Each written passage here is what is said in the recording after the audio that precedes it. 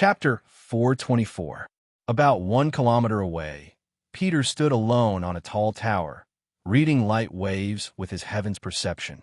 He looked at the scene 1 kilometer away and stared at Feng Xingjian's carriage. Elder brother said that there's an 80% chance that Tinan will come, but he hasn't come yet. Could it be that he's given up? But although this Feng Xingjian has outstanding talent, he isn't considered to be the best. With Tinan's explosive temper, there's really a high chance that he'll come. Just as he was thinking of these, the carriage disappeared and the figure retreated. Everything had happened in an instant. Looking at the two people who were looking at each other, Tinan's thoughts changed at lightning speed. Previously, Tinan was already a level 28 expert. After returning, not only did he reach level 29, but he also gained quite a number of powerful means. Feng Xingjian will probably have a tough battle ahead of him. But this is the great western city after all. Tinan won't dare to drag things out for too long. He'll probably leave after suppressing Feng Xingjian a little. At the next moment, his pupils dilated and his mouth opened wide, as if he had seen something unbelievable. He stared at where Feng Xingjian was. Shock. Seeing Feng Xingjian suddenly appear before him, Tinan was taken aback. He had made his move this time around by changing his form. Coupled with the uniqueness of the gates of the netherworld, he had wanted to catch Feng Xingjian off guard. He had not expected that Feng Xingjian would catch up to him in an instant. However, so what if Feng Xingjian had caught up to him? Tinan had long since found out that although Feng Xingjian had unrivaled talent, he had only become a conferred knight for a short period of time. His best achievements were merely killing 2 level 27 assassins from the Sand Country. Although this achievement was very astonishing for Feng Xingjian's age, at least at this moment, Tinan was confident that Feng Xingjian would definitely not be a match for him. Moreover, he had the gates of the netherworld. In terms of potential, how could a genius like Feng Xingjian be a match for him? Therefore, when faced with Feng Xingjian, the power in his body skyrocketed without hesitation. He had already struck out with his palm, and the gates of the netherworld opened. Violent crimson flames surged out. It was his ultimate move that had severely injured Achilles, the great red lotus.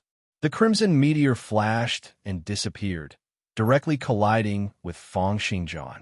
The violent force of the collision caused the surrounding streets to collapse, and the high temperature melted the bricks and tiles on the ground.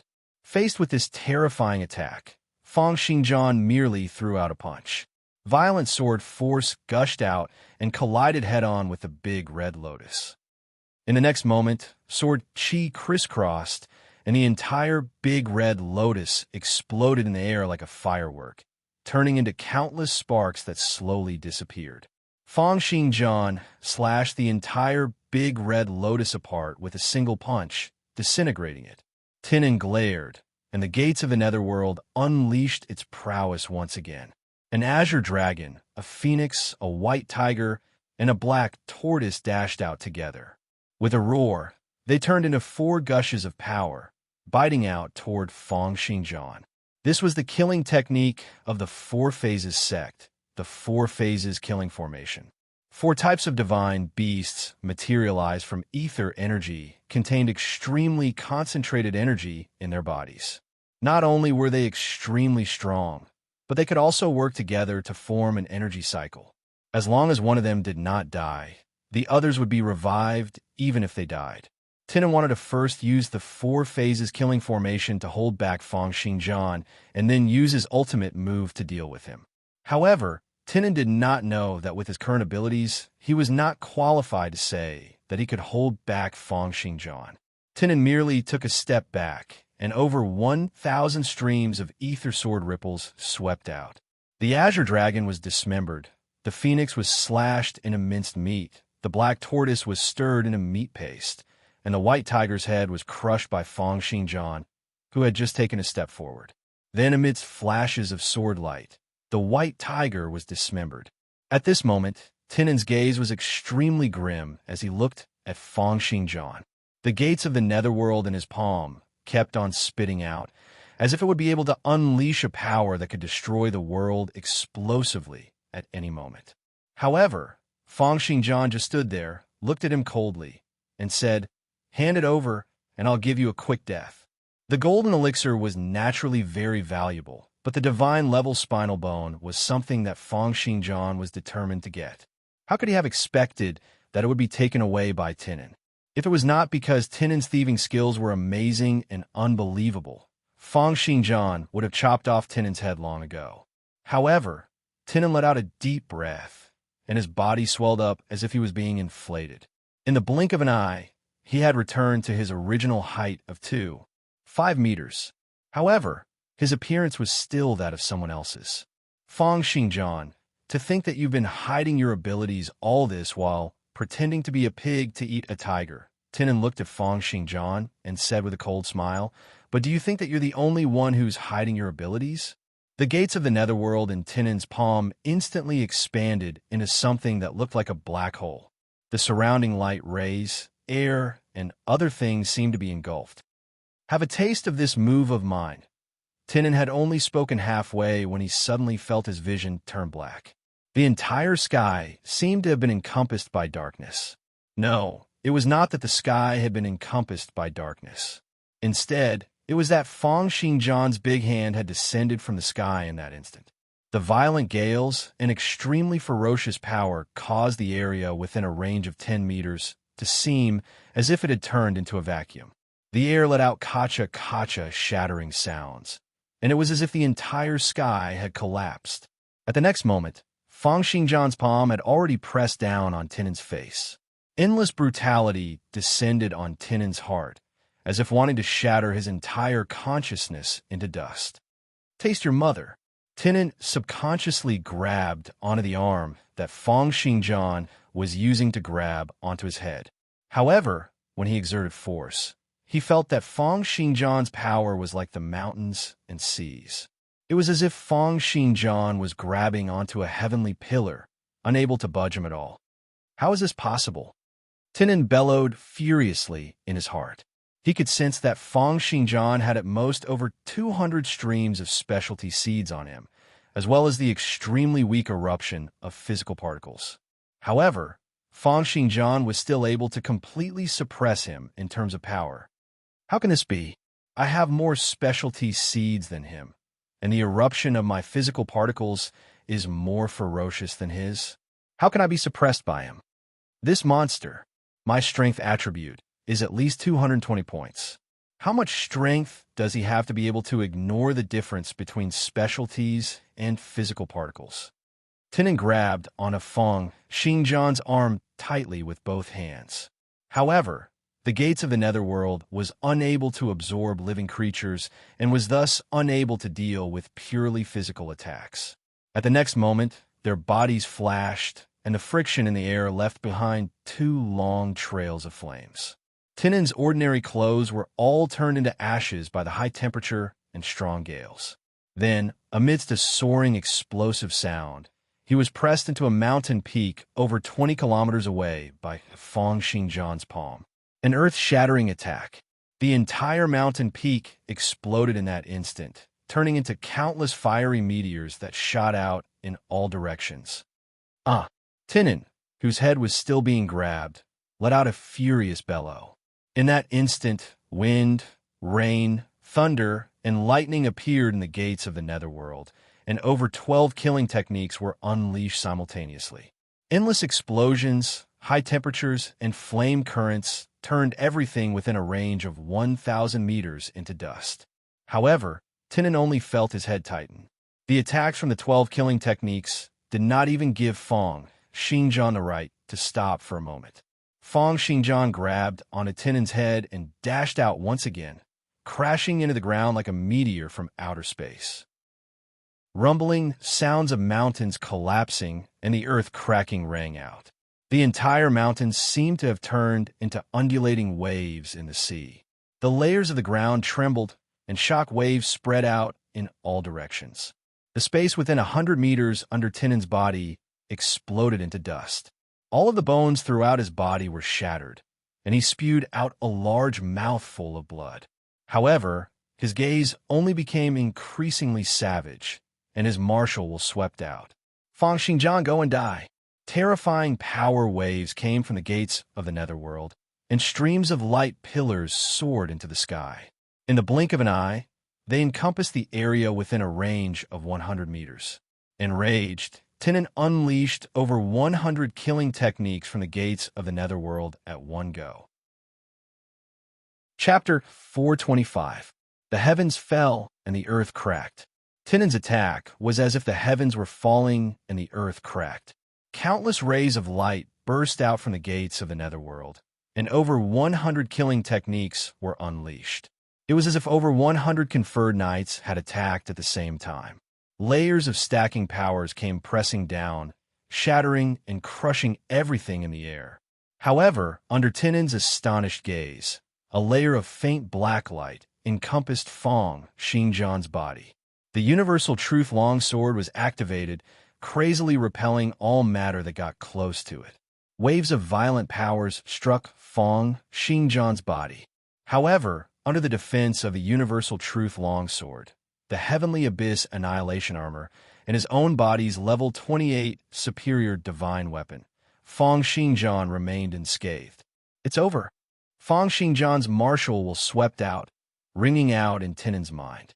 Tinan looked at Fong Xingjian in a daze and said, "Bang!"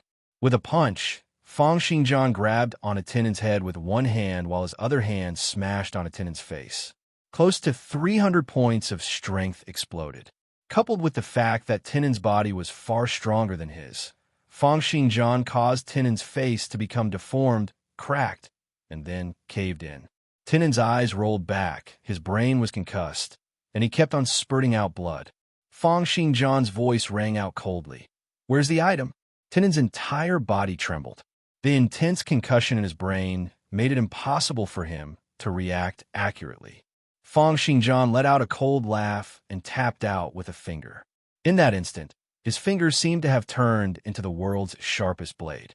The high-frequency effulgence weapon encompassed his finger, vibrating at a rate of 20,000 times per second, and in that instant, it slashed off Tinan's four limbs. Tinan's four limbs dropped to the ground just like that, while he continued to struggle crazily in midair with his head still being grabbed. Fresh blood splattered all over his body. Fong Xingjian hooked his finger slightly, and under the stirring of strong gales, a section of Tinan's arm was brought before him. Fong Xingjian said calmly, "You used this arm to suck away my item, right? What will happen if I destroy this arm?" "It's useless." Tinan, whose entire body was convulsing in pain, struggled to raise his head. Looking at Fong Xingjian, he said, "The item is with me. If I don't give it to you, it's useless even if you kill me." As he spoke, the limbs around him flew back to his body, and all his flesh and bones reassembled under a burst of electricity. His face also returned to its original appearance, and his heavy injuries healed in an instant. He displayed the powerful vitality of a level 29 fighter. As long as there was enough energy, he would have an almost indestructible vitality. This was also because he had used the gates of the netherworld's previous absorption technique from the very beginning, so he did not consume any of his own energy. Tai Nua grabbed onto Fong Xingjian's arm with both of his hands and kicked out with his leg, bringing along a graceful trajectory, bringing along streams of light as he kicked toward Fong Xingjian's thigh, lower body, and crotch area. A series of kicks were like a flash of lightning. For the first time since the start of the battle, Tinan performed his killing technique. Killing technique, electric light kick. Each kick was a terrifying attack that could penetrate through the clouds and space. In that instant, Tinan had kicked over 1,000 times, causing the ground to tremble and crack, causing dust to fly up. At the same time, his hands did not stop. Bringing along blazing flames, he punched fiercely onto Fong Xingjian's chest. Scorching white flames encompassed Fong Xingjian entirely. Tinan bellowed furiously as he continued to punch and kick Fong Xingjian. The flames and light streams mixed together, and under the intersecting of countless punches, it was as if the entire mountain had been carpet-bombed by several hundred bombers. By the time Tinan came to a stop, panting, the mountain under his feet had already been turned into a basin by the repercussions of the attacks. However, that strong arm continued to grab onto his head, not loosening its grip in the slightest. Under Tinnin's despairing gaze, Fang Xingjian once again appeared before him unscathed. Fang Xingjian then punched out, exploding Tinnin's lungs. The difference in physical strength between the two was like the difference between diamond and coal. After bursting his opponent's lungs with a punch, Fang Xingjian said calmly, "I have two pieces of news for you. With your level 29 recombination ability, even if I wanted to kill you, it would take me quite a bit of effort if I don't hit your head. But for you, I can have some fun with you before you die." With another boom, Tinnin's crotch was directly pierced through. He let out an earth-shattering scream, as one of his legs was torn off by Fang Xingjian. Stop! Stop right now. Fang Xingjian did not pay any attention to Tai Nua's resistance and angry roars. As if he was raping a little girl, he stomped the other party's other leg into meat paste. 5 minutes later, Peter finally rushed over. He had also seen the explosion and fire from afar, which was why he had guessed that Fang Xingjian and the others were here. When he arrived above the basin, his ears twitched slightly, and he heard rumbling sounds coming from the center of the basin like a pile driver. Boom, boom, boom. Every loud noise caused the earth to tremble. The stones on the ground jumped up with every loud noise and fell back to the ground under the influence of gravity. Peter only felt that every impact was like a knock on his heart. He swallowed his saliva, rose into the sky, and looked in the direction of the center of the basin. In the next moment, he felt his scalp go numb. Fang Xingjian was punching the ground again and again, each of his punches landing on a pile of things that looked like pieces of meat.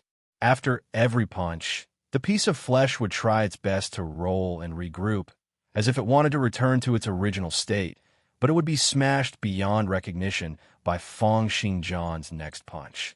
Only at the top of the flesh, Tai Nua's head was still perfectly fine.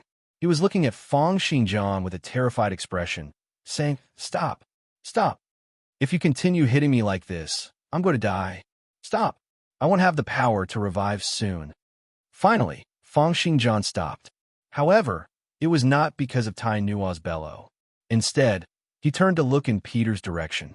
The two of them exchanged glances in that instant, and Peter's body trembled. He felt endless fury and killing intent gushing toward him. It was as if there were cold sword light sweeping past in the air, and he felt as if his body was going to be sliced into pieces. Fang Xingjian asked coldly, "What's the matter?" Peter gulped and said, "He seems to be a conferred knight." Tai Nua still did not reveal his true appearance. Peter still wanted to persuade Fang Xingjian to let him go and not lay his hands on the Empire's conferred knight. However, he had only spoken halfway when Fang Xingjian glared at him and let out a soft bellow, "Scram." Peter flew away with a swoosh, as if he was not willing to stay here for even a moment longer. He even thought of how rude he had been to Fang Xingjian earlier. He felt a chill run down his spine, as if he had just escaped from death. Turning his head, Tinnin's head appeared to be very weak, looking at Fang Xingjian with his dying breath. Tinnin's eyes were filled with despair and madness. "Kill me. Even if I die, I won't return the item to you." Ha ha ha ha. Fang Xingjian shook his wrist expressionlessly and said to the little snake on his wrist, which was disguised as a bracelet, "Didn't you want to eat something? After you eat him, you should be able to snatch his abilities, right?" On the bracelet, an eye opened abruptly, looking greedily at Tai Nua, who had already turned into a pile of rotten flesh. Chapter 426. With a hiss, the small snake that had been hiding on Fang Xingjian's wrist recovered its life. It turned into a dark green snake and coiled up, looking at the level 29 conferred knight greedily. If he could swallow this level 29 conferred knight, he would be able to recover at least 30% of his battle prowess. Moreover, with the killing technique that was like a dimensional pocket, even the small snake was extremely interested in it. If I can eat this guy, if I can eat him. However, after thinking about it and recalling the time when he had been by Fang Xingjian's side in this world, Fang Xingjian's terrifying rate of improvement made him feel discouraged. Putting aside the fact that I won't be able to recover my full powers after eating this guy, even if I do, I won't be a match for Fang Xingjian in my current state. He threw a careful glance at Fong Xingjian, stuck out his tongue, and thought to himself, this guy's talent is really too terrifying. It's as if he's the illegitimate child of a god. And to think that he's immune to black magic. This is really. As he thought about this, he had already moved to the pile of rotten flesh at Fong Xingjian's feet. He flicked his tongue and said, "You're really going to let me eat him? Can't you guys engulf and infect the other party at the cellular level? You can also get the other party's memories after engulfing them, right?" Fong Xingjian said calmly, "I want you to return what's mine to me after you eat him." The small snake gave it some thought and then grinned. "Then I'll start." At the next moment, his entire person had already pounced fiercely toward Tinin. Tinin was currently extremely weak. Forget about resisting. He was unable to even use a hint of consciousness attack. He could only watch helplessly as the little snake continued to devour his body. It was like a piece of plasticine, continuously fusing with his flesh and blood. It grew bigger and bigger, more and more, slowly creeping toward his head. "What is this?" Tinin cried out in astonishment. "Stop. Fong Xingjian, I'll give you whatever you want. Stop it." Even though Tinin was a level 29 conferred knight and had an extremely strong will, seeing his body being engulfed bit by bit was still an extremely great impact. However, no matter how he screamed, Fong Xingjian ignored him and watched as he was devoured bit by bit. "Fong Xingjian, you will die a horrible death." Following Tinin's final blood-curdling screech, his face was already wrapped in a layer of gray-colored flesh. Following that, his eyes went blank, only regaining clarity a few minutes later. Tinin raised his head and looked at Fong Xingjian. He found that Fong Xingjian was standing there with his arms crossed and his back facing him. He didn't seem to be afraid that he would escape or launch a sneak attack. However, on second thought, conferred knights had heaven's perception, and they would be able to read light and sound waves at level 22. That was a true 360-degree view, and there was no meaning to whether it was behind or in front of them. However, just as he came back to his senses, Fong Xingjian said, "How is it? Where are the things?" "Oh, this thing is called the Gates of the Netherworld. It's a super large space that can be carried around. I wonder what the principles behind it are and who invented it." Tinin raised his palm, and the gates of the Netherworld opened up once again. It was as if a vortex had suddenly appeared, and a few seconds later, the entire horse carriage, including the golden elixir and the divine level spinal bone, once again appeared before Fong Xingjian. These were not the only things. Items continued to pour out. There were all sorts of cultivation materials, secret manuals, a few inferior divine weapons, and the items that Tinin had just bought from the auction. Looking at Fong Xingjian's gaze, Tinin grinned and said, "Hee, this is that big guy called Tinin, the one who participated in the auction. His Gates of the Netherworld is a good skill. As long as he touches it, he'll be able to absorb any material, as long as it doesn't exceed the size of his space. He can even absorb light and air currents. It's really convenient. Do you want to learn it? I'm not interested. It's enough for me to have my own sword," Fong Xingjian said calmly. "Then why did he come looking for me?" "Hildebrand," Tinin shrugged and said, "he hinted at your identity." Saying this, a hint of a cruel smile broke out on Tinin's face. "How about it? Do you want to kill him? I can help you eat him up and take over his assets." Fong Xingjian shook his head. "He's not in today's plan. We've already wasted a lot of time. I'll go look for him in a few days." With that, he threw a glance at Tinin. "I still don't know your name. What is it?" "You could just call me Tyrant." "All right, Tyrant. You can change back now." "What?" Tyrant stared at Fong Xingjian and said, "You still want me to make a bracelet? If this goes on, I'll go crazy. Moreover, now that I've obtained Tinin's identity, I can totally help you impersonate him. Don't you want another level 29 subordinate?" "Not interested." Fong Xingjian raised his right hand, rotated his wrist, and said, "Come up yourself." Seeing the killing intent gradually rising in Fong Xingjian's eyes, Tyrant's lips twitched helplessly. "You want a man like me to be wrapped around your hand all day? You're really a pervert. Hurry up, don't waste time." Tyrant sighed and eventually gradually shrank, turning into a dark green bracelet and putting it on Feng Xingjian's wrist. Feeling his body sink slightly, it seemed that after Feng Xingjian had engulfed Tinan, he had gained a lot of weight. Feng Xingjian continued, "Then you'll be my interspatial bracelet from now on. Store everything in it." A long and narrow, I opened up on the bracelet and said unhappily, "I'm not your prop." Feng Xingjian slapped the bracelet with his palm, and the ground seemed to tremble a little. The bracelet let out an agonizing cry and said in a slightly deformed manner, I know. Why did you hit me? I feel like I've transformed." "Hurry up." Tyrant could only helplessly put away the items one by one. Then, Feng Xingjian started to communicate with Feng Xingjian through consciousness. "All right, on the way back, tell me about this Tinan's background.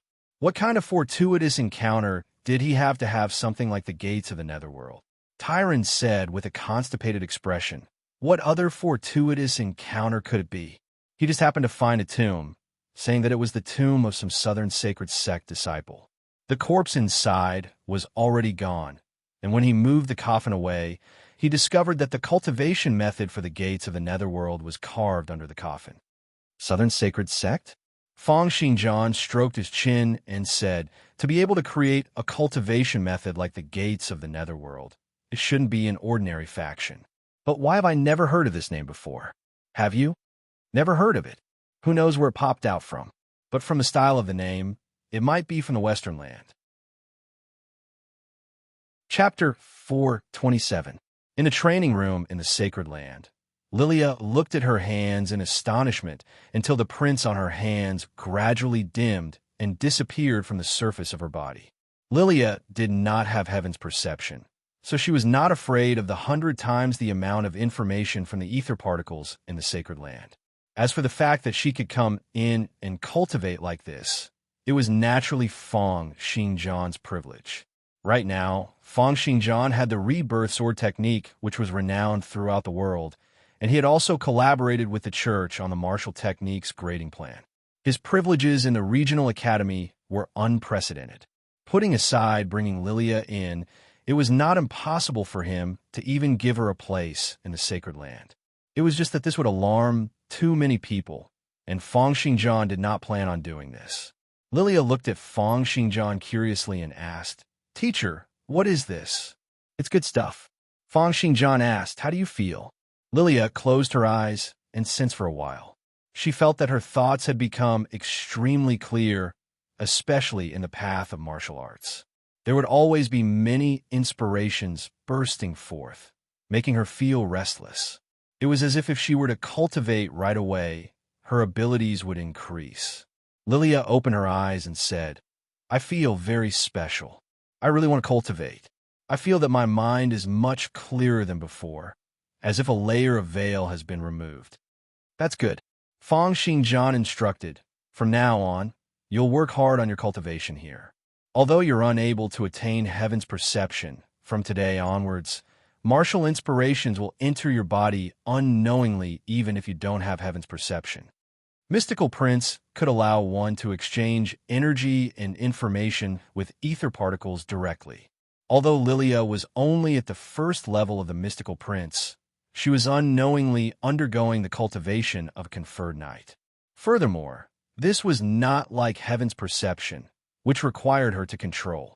The mystical prints had their own filtering ability and would not cause the cultivation to be filled with danger. As long as she continued to stay in the Sacred Land, even if she did not do anything, her physical body would become increasingly stronger, and her martial arts cultivation would continue to deepen. Feng Xingjian continued, "You don't have to take the examination to become a knight either. Just stay here and cultivate. I'll help you find some information on first transition jobs. You can level up here, and I'll stand guard for you." The first thing that came to Lilia's mind was, if I were to cultivate here, wouldn't I be able to interact with Master all the time? Thinking of this, her little face suddenly turned red, and then she nodded heavily. "I will definitely work hard to cultivate." Lilia then picked up a practice longsword and started to cultivate the rebirth sword technique. With this cultivation, she discovered that the rebirth sword technique, which was originally complicated, was now extremely easy to cultivate. She could cultivate however she wanted to, and there were no barriers at all. Her proficiency in sword arts was also increasing at a rapid rate. Hence, it was so effective. The more interested and excited she became, the more focused she became. Fang Xingjian nodded and walked to the other side of the training room. He instructed the little snake through information currents, and with a shake of his hand, he released the Jindan from the carriage. First, looking at this shiny little ball, Fang Xingjian swallowed it in one gulp. The Jindan turned into a stream of light and exploded in his stomach. Countless warm currents instantly flowed through his entire body, turning into waves of majestic power that increased his potential. Simultaneously, heat energy gathered on his back, buttocks, and thighs. The auras of 3 specialty seeds rose up, and Fang Xingjian immediately focused his heaven's perception on them. He started to control his cells and condense these 3 specialty seeds. An hour later, the 3 streams of aura on Fang Xingjian's body stabilized. He now had another 3 specialty seeds and 2 million potential points. However, he did not use them for now. It was because his attributes were extremely high now, and using the 2 million potential points would not be of much use. Instead, he might as well keep them on him and use them to activate the Heaven's Volition Sword Intent. After eating the Jindan, Fang Xingjian shook his wrist, and a square metal box appeared before him, and it was the divine level spinal bone. He broke into a satisfied smile and opened the metal box, revealing a piece of milky white spinal bone that seemed to be emitting a faint glow. Just then, Tyrant looked greedily at the divine level spinal bone on the ground and said, "How can the bone of a divine level expert be sold so easily? There must be something wrong with it." Fang Xingjian nodded. Of course, he knew that the spinal bone of a divine level expert was something that had a price but no supply. How could it be sold so easily? Simultaneously, he also knew that the reason why Tyrant had said this was because he wanted Fang Xingjian to try it out on his behalf. Fang Xingjian wanted to be one step ahead and see if he could integrate this divine level spinal bone, increase his abilities tremendously, and then escape. It could be said that this genius from the Serene Shrine was constantly thinking about how to retaliate. However, Fang Xingjian still said, "Then you can go up and give it a try first. See if there are any problems." Tyrant suppressed the excitement in his eyes and nodded fiercely, saying, "All right, I'll help you test out this divine level spinal bone." With that, the dark green snake that he had turned into dashed up impatiently, pouncing onto the divine bone. All the cells throughout his body exuded an extremely greedy desire, wanting to engulf the entire bone. He wanted to use his own cells to infect the bone cells on the divine bone, completely engulfing this divine level spinal bone. However, he had only just started engulfing for a short while when he sensed an extremely violent, terrifying, and evil aura gushing out from within the bone. It was a terrifying that was extremely evil and saw everything in the world as food and prey. It wanted to engulf and destroy everything. Tyrant felt that his entire body had stiffened up. It was as if there was a monster that was covered in a layer of white stratum corneum, had 2 horns on its head, and had a huge tail walking up to him. The monster opened its mouth, dripping saliva as it bit toward Tyrant. "Eat, you." It was as if an evil demon was murmuring in his ears. When Tyrant was able to move his body again, he discovered that he had unknowingly retreated over 10 meters away, no longer daring to get close to that divine level spinal bone. How evil is this? Tyrant recalled the feeling from earlier and could not help but tremble all over. As the gathering force of the gray robe mages, the Terrene Shrine was not only very powerful, but their live sacrifices and research had also always been known for being evil and cruel. It could be said that before today, Tyrant had always thought that he was one of the most evil and cruel creatures in the world. However, it was only today that when he sensed the extremely evil aura coming from the divine level spinal bone, it was as if there was an innate difference between them. It was as if a mouse had encountered a monster from the universe. They aren't from the same dimension at all. What on earth is this creature that possesses this aura? Looking at how badly shaken Tyrant was, Fang Xingjian asked, "What's wrong?" Tyrant said, "There's some unknown evil on it. It's very, very evil. It's definitely not an aura left behind by a divine-level expert. No, it should be said that it's definitely not an aura left behind by a human. It's something even more evil and terrifying." Fang Xingjian frowned. He had thought that since someone had sold the divine-level spinal bone, there must be something wrong with it. However, he had not expected that Tyrant would be so frightened just by sensing that aura. Fang Xingjian said, "It's not the remnant consciousness of a divine-level expert? Then does that mean that it's the remnant aura of something that killed a divine-level expert? Or rather, it has tainted this divine-level spinal bone? That should be the case." Tyrant looked at the divine-level spinal bone, still feeling extremely wary and terrified. "Let me give it a try." With that, Fang Xingjian put out his hand toward the divine-level spinal bone. Chapter 428. Hildebrand held onto a cup of wine and said with a sunken countenance, "Completely suppressed and completely unscathed?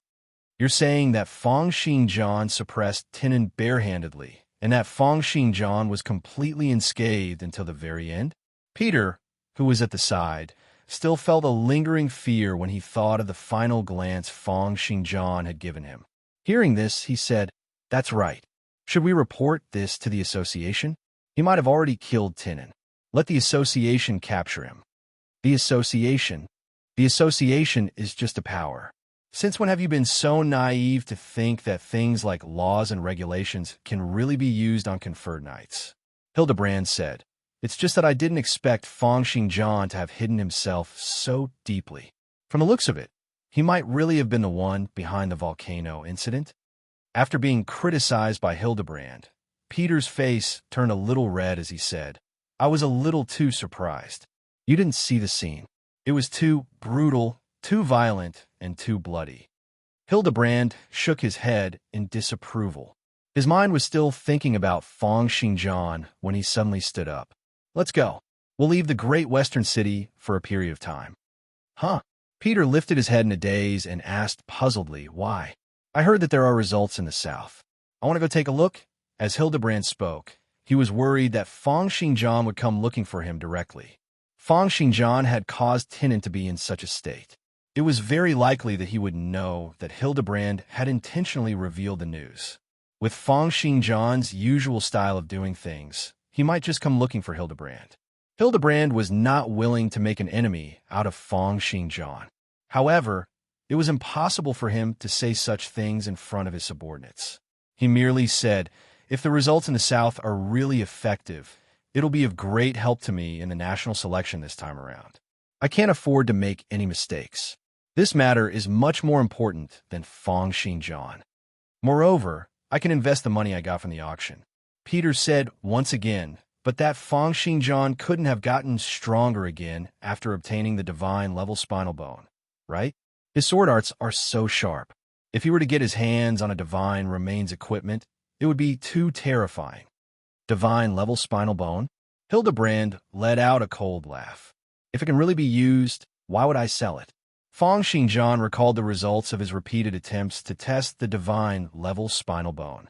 He had used countless methods, and just the death row prisoners who had gone up to test it out had already died. More than 10 knights had lost their lives. Metal layers, long-distance processing, and other methods caused heavy casualties to the processing masters. When the wills of many conferred knights clashed, it ended when one of the conferred knights turned into a lunatic. After it was placed in the nest of ferocious beasts, all the ferocious beasts in the nest died. He prayed to the bishop of the great western region, who was responsible for the holy sea of truth, to suppress the matter, but the other party could do nothing about it. Fire, freezing, lightning strikes, strong acids, strong alkalis, and various other methods were used.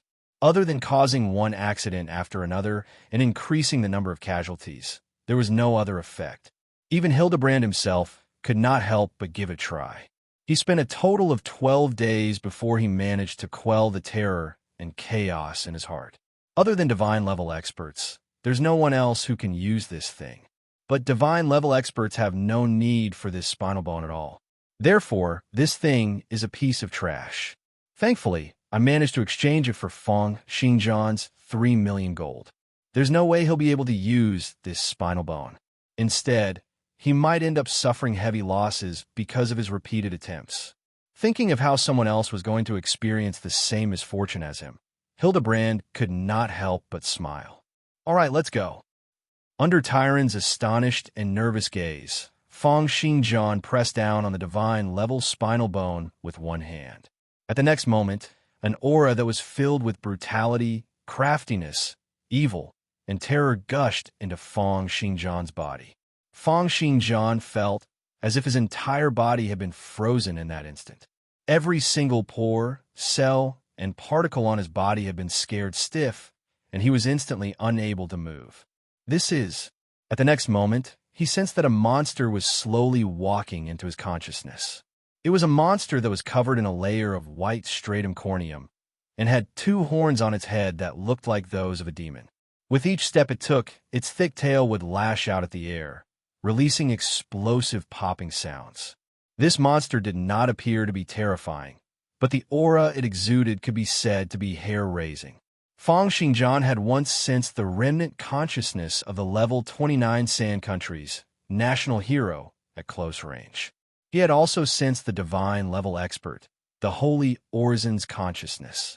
However, compared to these 2 human experts, the aura of this monster was over 10 times more terrifying. It was a blatant desire, a pressure that came from the instincts of a living being. Feng Xingjian could sense that this monster wanted to eat him up. It wanted to tear open his chest, break his limbs, and swallow him whole. However, faced with the complete suppression from this aura, Feng Xingjian did not really give up on resisting like Tyrant. Instead, he gritted his teeth and focused his willpower and attention like never before. The impact of his consciousness turned into waves of sword waves, pouncing out toward the evil aura on the divine level spinal bone with a tearing force. However, this aura seemed to be a natural counter to him. No matter how much he tried to impact it with his willpower or how much he condensed his martial will, he was unable to go up against it. He felt that his body was getting increasingly stiff, and a voice kept on telling him to give up and stay away from the divine bone. Once he gave up, he would be like Tyrant and stay away from the divine level spinal bone. Moreover, a shadow would be left in his heart, and it would be even harder for him to go up against the evil aura in the future. If this were to carry on, he would be increasingly suppressed by that aura until he would not even be able to get close to the divine level spinal bone. Feng Xingjian clenched his teeth tightly, and green veins popped up on his forehead. However, that most instinctive fear from the ancient times continued to linger in his heart. With a cold snort, Feng Xingjian activated the Heaven's Volition Sword Intent.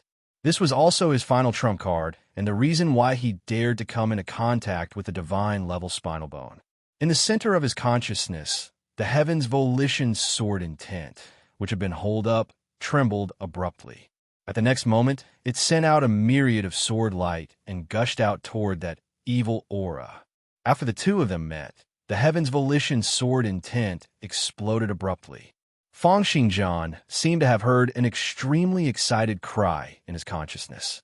Wherever the Heaven's Volition Sword Intent passed by, the endless evil aura would dissipate on the spot and then turn into waves of nutrients, gushing into the Heaven's Volition Sword Intent's body.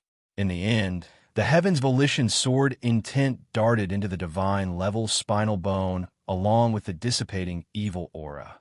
In that instant, the entire divine level spinal bone started to tremble intensely, and waves of black aura rose up from it.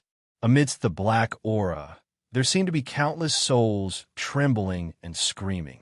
Eventually, they dissipated into the air together with the black aura. Chapter 429. A short moment later, the Heaven's Volition Sword Intent once again returned to Feng Xingjian's body, bringing with it a feeling of satisfaction. It seemed as if there were no changes from before, but there seemed to be a feeling that it did not have in the past. Feng Xingjian sensed the Heaven's Volition Sword Intent in the center of his consciousness and thought, To think that the Heaven's Volition Sword Intent has such an amazing effect on auras like this? What on earth is that monster? What does the Heaven's Volition Sword Intent have to do with it? Feng Xingjian let out a breath. There were many doubts in his mind, but he still calmed himself down and looked at his stats window. The Heaven's Volition Sword Intent had been out for a total of 2 seconds, depleting 200,000 of his potential points. Right now, he still had 8 million potential points.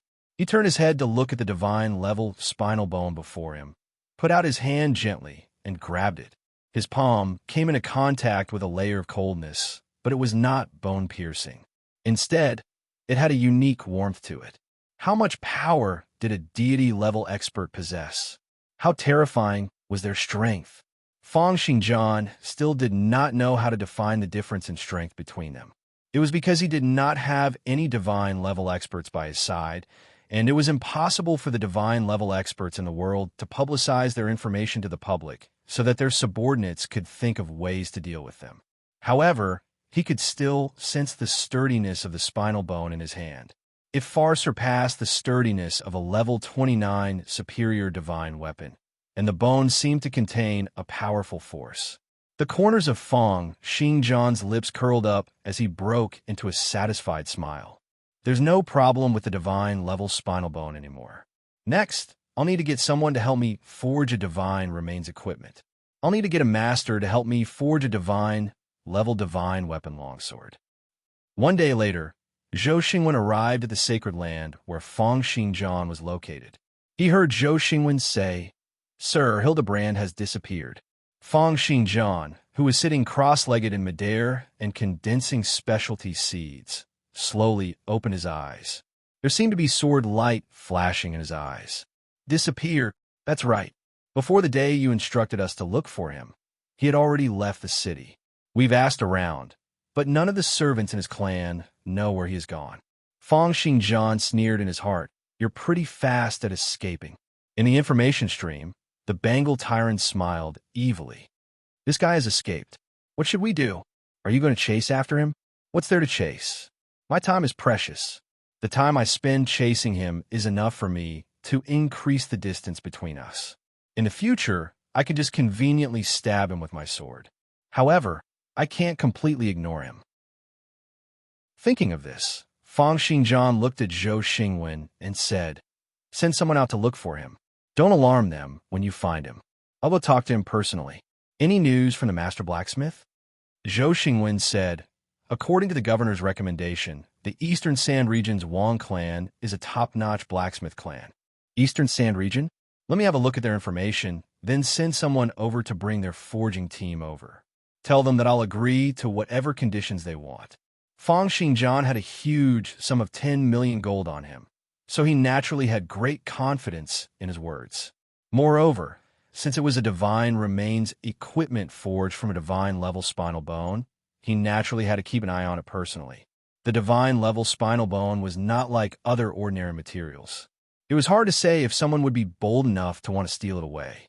Therefore, Feng Xingjian continued to cultivate in his sacred land, waiting for the forging team to arrive while waiting for news from Hildebrand. Simultaneously, he was also waiting for Robert to help him gather the materials for the next 3 levels of the Mystical Prince. However, the materials required for the 8th, 9th, and 10th levels of the Mystical Prince were simply too many and rare. Robert had yet to gather all of them. Therefore, during this period of time, Feng Xingjian decided to help Lilia apply the 2nd level of the Mystical Prince. He then helped Ferdinand and Zhou Xingwen apply the 1st level of the Mystical Prince as well. This way, it would be more convenient for him to get things done if his subordinates were stronger. Therefore, time passed by as he waited and cultivated. 5 days later, in the middle of January, Lilia was wearing a short-sleeved shirt and shorts, revealing her fair arms and calves. She walked around the campus in a relaxed manner. "Lily," the young man, Kite, walked over and said anxiously, "Lily, why did you leave just like that? You're not coming to class anymore? Do you know that Teacher Ford is infuriated to death after playing truant for so long? They want to expel you." He had been wooing Lilia for a very long time. Although she had not responded to him, He had always considered himself to be Lilia's boyfriend. This time around, Lilia's absence from class for such a long period of time made him even more worried. "Oh," Lilia replied calmly and walked toward the school's office with a nonchalant expression. Seeing how nonchalant Lilia was, Kite became even more anxious. There's still 5 more months to the prefectural selection. Once you're expelled, you won't be able to participate in the prefectural selection and won't be able to become a knight. Do you understand? I don't plan on participating in the prefectural selection anymore. What? Kite suddenly stood in front of him and said, "Are you crazy? After working hard for so long and cultivating for so long, you don't plan on becoming a knight anymore? I have my own plans.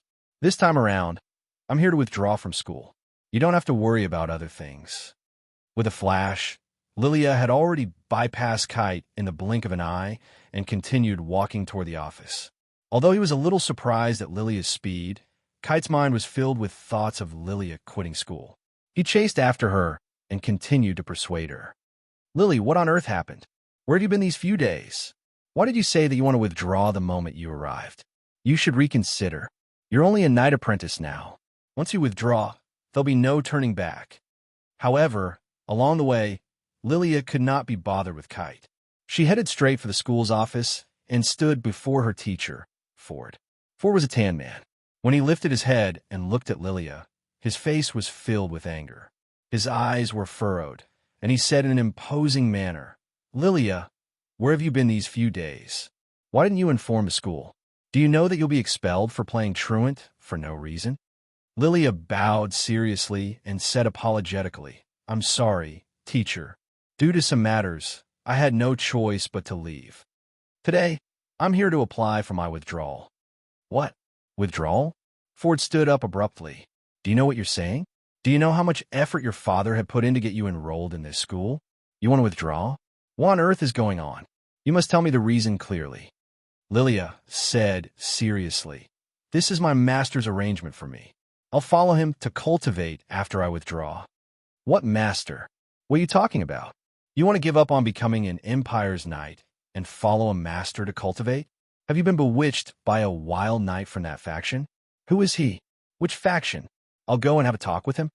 "Don't join a faction. That's nothing compared to the Empire's knights." Chapter 430. "I'm sorry, I can't tell you the details, but I must drop out." Lilia looked at Ford seriously and said, "Father has already agreed to it. Fang Xingjian wanted to groom Lilia, and it would naturally involve many secrets. This was also the reason why he did not want others to know about it. Even your father has agreed to it." Ford was no fool. Seeing Lilia's serious expression, as well as the fact that even Cursed City Lord had agreed to it, he knew that there was no way he could stop her. He patted Lilia's shoulder and said, "I still feel that nothing is more important than becoming a knight. But since you guys have already decided, I won't stop you." Ford shook his head and sighed. "You can go." Lilia nodded and left. Just then, Kite, who had been hoping that Ford would persuade Lilia, became anxious. He grabbed Lilia's shoulder and said, "Wait a minute, Lilia. You mustn't leave just like that." However, just as he finished this action, a cold gleam flashed in Lilia's eyes. 2 slaps rang out, and Kite only saw black shadows darting around before he was sent flying, landing on the ground. The next moment, he felt an intense pain coming from his stomach and chest. He lifted his head, stared at Lilia, and said, "Lily, you've completed your job transition?" For Lilia to be able to widen the gap between them so much, other than her having completed her job transition, he could not think of any other way. "I haven't completed my job transition. I've only become a little stronger. Kite, it's impossible between us. So, don't bother me anymore. Goodbye." Looking at Lilia's departing back, Kite tried his best to stand up. However, he felt an intense pain in his chest and stomach and was unable to get up even after a long time. Kite bellowed in his heart, "No, I mustn't let Lilia leave just like that. Giving up her future as an Empire's knight and joining some faction. What kind of joke is this?" Seeing Kite walk out unsteadily, Teacher Ford shook his head. "Lilia's mind has already been made up. You should know her temper. She won't change it easily. Kite clenched his fists tightly and walked out slowly, determined to get Lilia back. Ford shook his head and sat down, feeling increasingly curious. What faction was it that was so powerful that it could make Lilia and her father, Curse City Lord, agree to drop out? But what faction can compare to being an Empire's knight? Lilia's talent is not bad, and she should have no problems in this year's prefectural selection. It's a pity to give up just like that. Half an hour later, a group of men in black entered Rutherford's office. Rutherford stood up and said, "Who are you guys? Who allowed you to come in?" But just as he finished speaking, a few black shadows flashed and grabbed his hands and feet, pressing him down on the table. The absolute suppression of power made him unable to resist at all. These guys are all knights, and none of them are weaker than me. Ford immediately realized the problem. The leader of the black-clothed men said calmly, "Miss Lilia is more polite, but we are different. I'll ask you one more time, where is her file?" Within a short 10 minutes, all of the information Lilia had left behind in the school had been erased. Other than the students who really knew her, there was no longer any information related to her in the school. Ford recalled the killing intent from the few nights earlier, as well as their experienced cooperation in suppressing him. He thought to himself, this is definitely something that only soldiers who have gone through hundreds of battles can do, and to be able to mobilize such a top-notch knight at will. "Lilia, what faction did you join?" Thinking of this, he stood up and walked toward the headmaster. "I can't just let this go. The organization Lilia joined is too dangerous." One of the black-clothed men removed his mask after leaving the school, revealing his black-haired and black-eyed appearance. He said, "That's it. What else?" "Young Master Li is one of the school's board members. He'll settle the rest. Zhou Xingwen will naturally be in charge of the other matters." Teacher Ford walked into the headmaster's office and said anxiously, "Headmaster, someone barged in my office just now and asked me to bring them to take away Lilia's file." "Haha, Ford, since when did you like to joke around?" The headmaster was a middle-aged man with a kind countenance. He looked at Teacher Ford and smiled. All the alarms and prohibitions weren't triggered, and the guards didn't discover anything either. No one barged into the school. Ford was stunned for a moment before saying, "It's because the people who barged in this time around are all experts. Each of them are top-notch knights who are not weaker than me, and they're all veterans in the battlefield.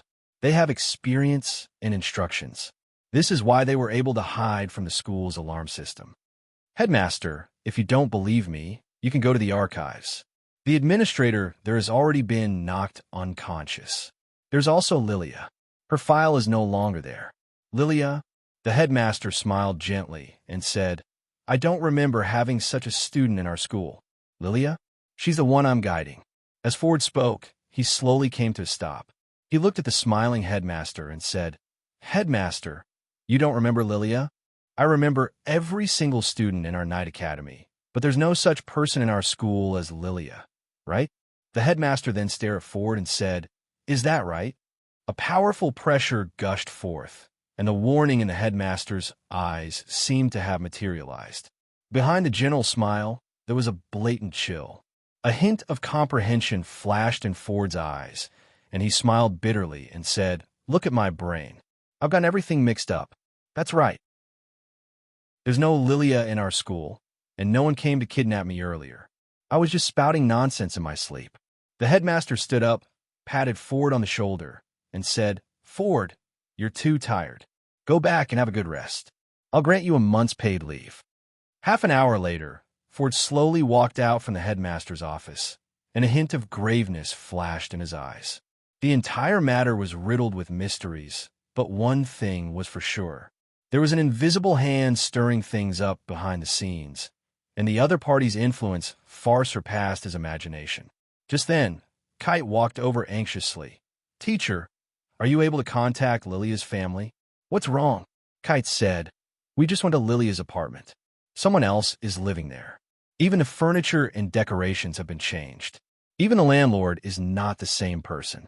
All of the neighbors have said that they don't know any Lilia." Ford's brows furrowed. "Kite, Lilia probably hasn't gone missing. It's just that her master is extremely powerful and far surpasses your imagination. It's best that you forget about her. To be able to make such a great move and almost completely wipe out all traces of Lilia in the great western city, Ford understood that this meant that the other party's influence far surpassed his imagination. With that, Ford turned to leave, leaving behind a dazed Kite whose eyes were still filled with stubbornness. Chapter 431. A few days later, Fang Xingjian, who was in the sacred land, opened his eyes abruptly, and countless rays of light burst forth. The seventh level of the mystical prince, countless heavenly and earthly treasures, 100 times the ether particle density, and Fang Xingjian's #1 sword arts talent in the world. These many priceless treasures would allow an ordinary person to become an overlord, or even leave their name in the annals of history. However, they were all gathered in Fang Xingjian's hands, allowing him to create one miracle after another. His abilities could be said to have improved by leaps and bounds, and he had finally pushed the ether particle density to 100%, becoming a level 29 conferred knight. Countless amounts of information gushed into Fang Xingjian's mind, allowing him to sense the changes in the entire world. He could sense the agitation in the atmosphere, the rotation of the ground under his feet, and the changes in the countless particles in space. At the same time, he could sense the past and the present. There were countless amounts of information and energy in the ether particles, including information from the present and information from the past. It was just like how, in the sacred land, Fang Xingjian had been able to gather the comprehensions of the cultivators in the past.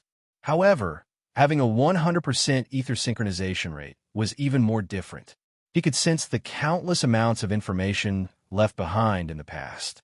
It was more complete and also more vast. It was as if he could see the future, the development, and the changes in time. His consciousness was being attacked by countless amounts of information, as if he would be lost in the river of time at the next moment. Fine. Very good. In the past, Fang Xingjian had had a similar feeling through the Heaven's Volition sword intent. However, this time around, the feeling was even clearer. It was because the information he had received was more complete, and he could clearly and directly sense the flow of time. He even had a feeling that he could vaguely see some changes in the future. It was as if he could see what he would eat the next day, where he would cultivate, and who would come to look for him. Shaking his head, Fang Xingjian knew that this was just an illusion. It was an inference toward the future after countless amounts of information were put together. It was just one of the countless possibilities in the future. This was very beneficial to his thinking, but it did not reflect much in terms of his battle prowess. After reaching level 29, the greatest improvements to him were still his stats window and his future potential. I've finally reached level 29. Fang Xingjian lowered his head and saw that his stats window had become level 29 strength, 293 plus 18 agility, 307 plus 18 reaction, 209 endurance, 188 flexibility, 187 ether synchronization, rate 100% right now. Fang Xingjian was thinking that he could finally cultivate to the pinnacle of the various abilities he had obtained on the path of becoming a conferred knight. That's right. In fact, at your current level, as long as you can attain one tier of perfection, you'll have the chance to attain the divine level. Just then, a female voice rang out from the darkness, and a young lady dressed in a maid's attire walked out slowly. She looked at Fang Xingjian, smiled, and said, "Congratulations, Xingjian. There are only 5,000 conferred knights in the entire empire, and only 100 of them have reached level 29. You finally reached this realm." Looking at the maid before him, Fang Xingjian was stunned for a moment before he asked hesitantly, "The second prince? You said perfection?" "It's me." The young maid smiled and said, "Most divine level experts are in hiding, and level 29 can be said to be the pinnacle of the human world. If one can attain perfection in one or two of their abilities at level 29, then they'll be at the pinnacle of the pinnacle. In fact, level 29 experts' bodies were divided into levels 20 to 29 their specialty seeds were divided into 1 to 1,440, and their physical particles were divided into 1.08 billion. Their ether organs were also divided into the 5 viscera and 6 bowels. The regeneration of one's body at level 29 also depended on whether one could regenerate one's brain. Therefore, the difference in strength between level 29 experts was like the difference between the heavens and the earth. When one stepped into level 29, it could only be said that all the abilities mentioned above could be cultivated to the pinnacle. Although the cultivation of one's body's toughness was extremely difficult and required one to continuously temper it with heavenly thunders and terrestrial magnetism forces, it was considered the easiest compared to the other few cultivation contents. Therefore, for the experts at the top of the first tier at level 29, one could differentiate their abilities by comparing whether or not they had attained perfection in their cultivation. For example, when one's body's toughness had reached the level of a level 29 superior divine weapon, this was a form of perfection. When one's specialty seeds reached 1,440, this was another form of perfection. When one's physical particles reached 1.08 billion, this was also a form of perfection. When one's 5 viscera and 6 bowels were all converted into ether organs, this was another form of perfection. And if one's brain could be regenerated, one would truly be undying and indestructible. This was yet another form of perfection.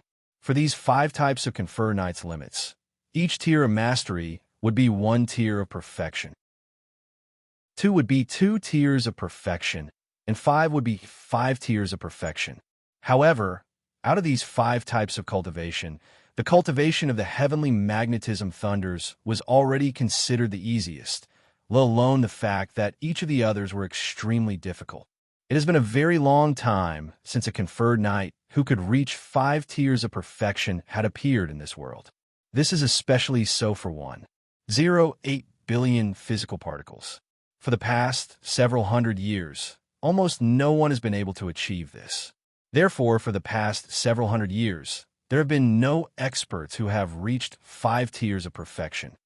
There are also the 1,440 specialty seeds. This is also extremely difficult. Regenerating one's brain is a test of life and death, and the ether organs are also a project of the century. This has caused a level 29 expert with 5 tiers of perfection to gradually become a legend. Hearing the second prince's explanation, Feng Xingjian nodded slowly. Actually, with his current abilities, he could stand firmly at the first tier of level 29. Moreover, he also had the Heavenly Abyss Annihilation Armor and the Heaven's Volition Sword Intent. The Heavenly Abyss Annihilation Armor had 50% of Damarov's powers, and the Heaven's Volition Sword Intent had unleashed an even stronger prowess after he had stepped into level 29. Additionally, he had his own astonishing sword arts cultivation. With all these added together, even though he had not even reached 1 tier of perfection, his standing was already comparable to an expert with 2 or even 3 tiers of perfection. Then, I'll first strive for the heavenly thunders and terrestrial magnetism forces, pushing my level 28 body's toughness to level 29. I'll then complete the first tier of perfection at level 29. However, Feng Xingjian could also tell from the difficulty of attaining 5 tiers of perfection. Since it has been a very, very long time since a conferred knight with 5 tiers of perfection has appeared, this means that even without attaining 5 tiers of perfection, it's still possible to attain the divine level. The second prince nodded. That's right. In fact, from the first tier of perfection onward, conferred knights have the chance to attain the divine level. In the past, experts at this stage were also known as demigods. They can be said to be the reserves to become divine level experts. Although Feng Xingjian felt that it was very strange for the second prince to possess a maid's body and talk to him, what surprised him even more was that he could freely enter and exit the sacred land. Feng Xingjian looked at the second prince and asked, "How did you get in?" "Haha, my killing technique, thoughts across 1,000 li, is quite useful." Feng Xingjian thought to himself that the second prince was indeed as he had thought. The second prince was definitely not a simple person. This also meant that the second prince had probably left a portion of his consciousness in the regional academy, constantly monitoring the situation here. The second prince continued, Xinjiang, hurry up and become a demigod. A storm is coming. If you don't become a demigod when the time comes, you'll probably not even have the right to choose in the future. Then how do I strive for the divine level? Fang Xinjiang took the opportunity to ask. Chapter 432. There's no need for you to think about reaching the divine level. I can only tell you that the more abilities one has at level 29 perfection, the higher the possibility of attaining the divine level, and the stronger one will be after attaining the divine level. As the second prince spoke, his body disappeared into the darkness. Eldest brother is striving to attain the divine level at 4 tiers of perfection. Xinjiang, if you wish to go up against him, you'll need to be at least at 4 tiers of perfection. At the next moment, he was engulfed by the darkness. With a flash, he appeared outside the sacred land through the darkness. Just as he was about to head out, he felt a tightness on his shoulder. He turned and saw that Fang Xinjiang had unknowingly appeared behind him and grabbed onto his shoulder.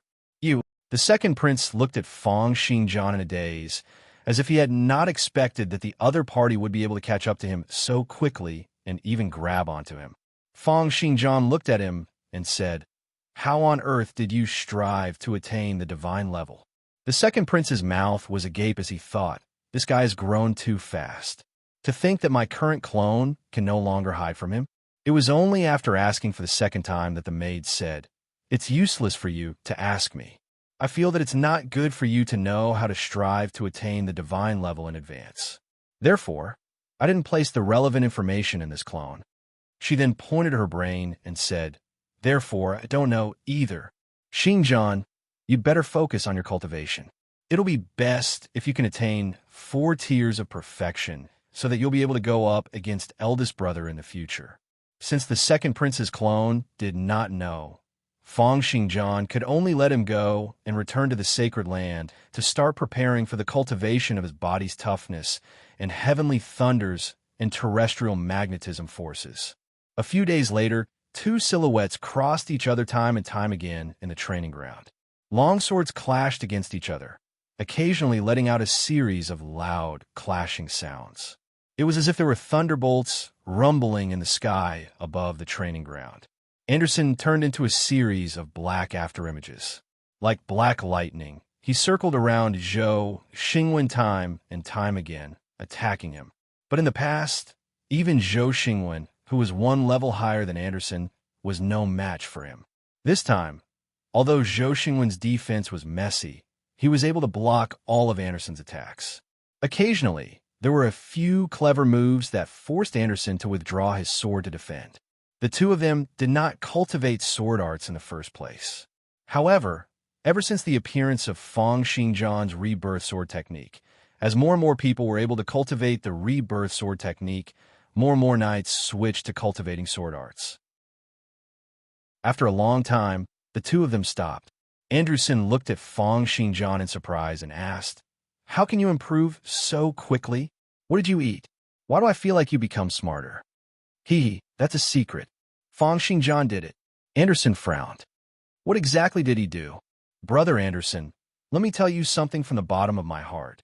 Zhou Xingwen went up to pat Anderson's shoulder.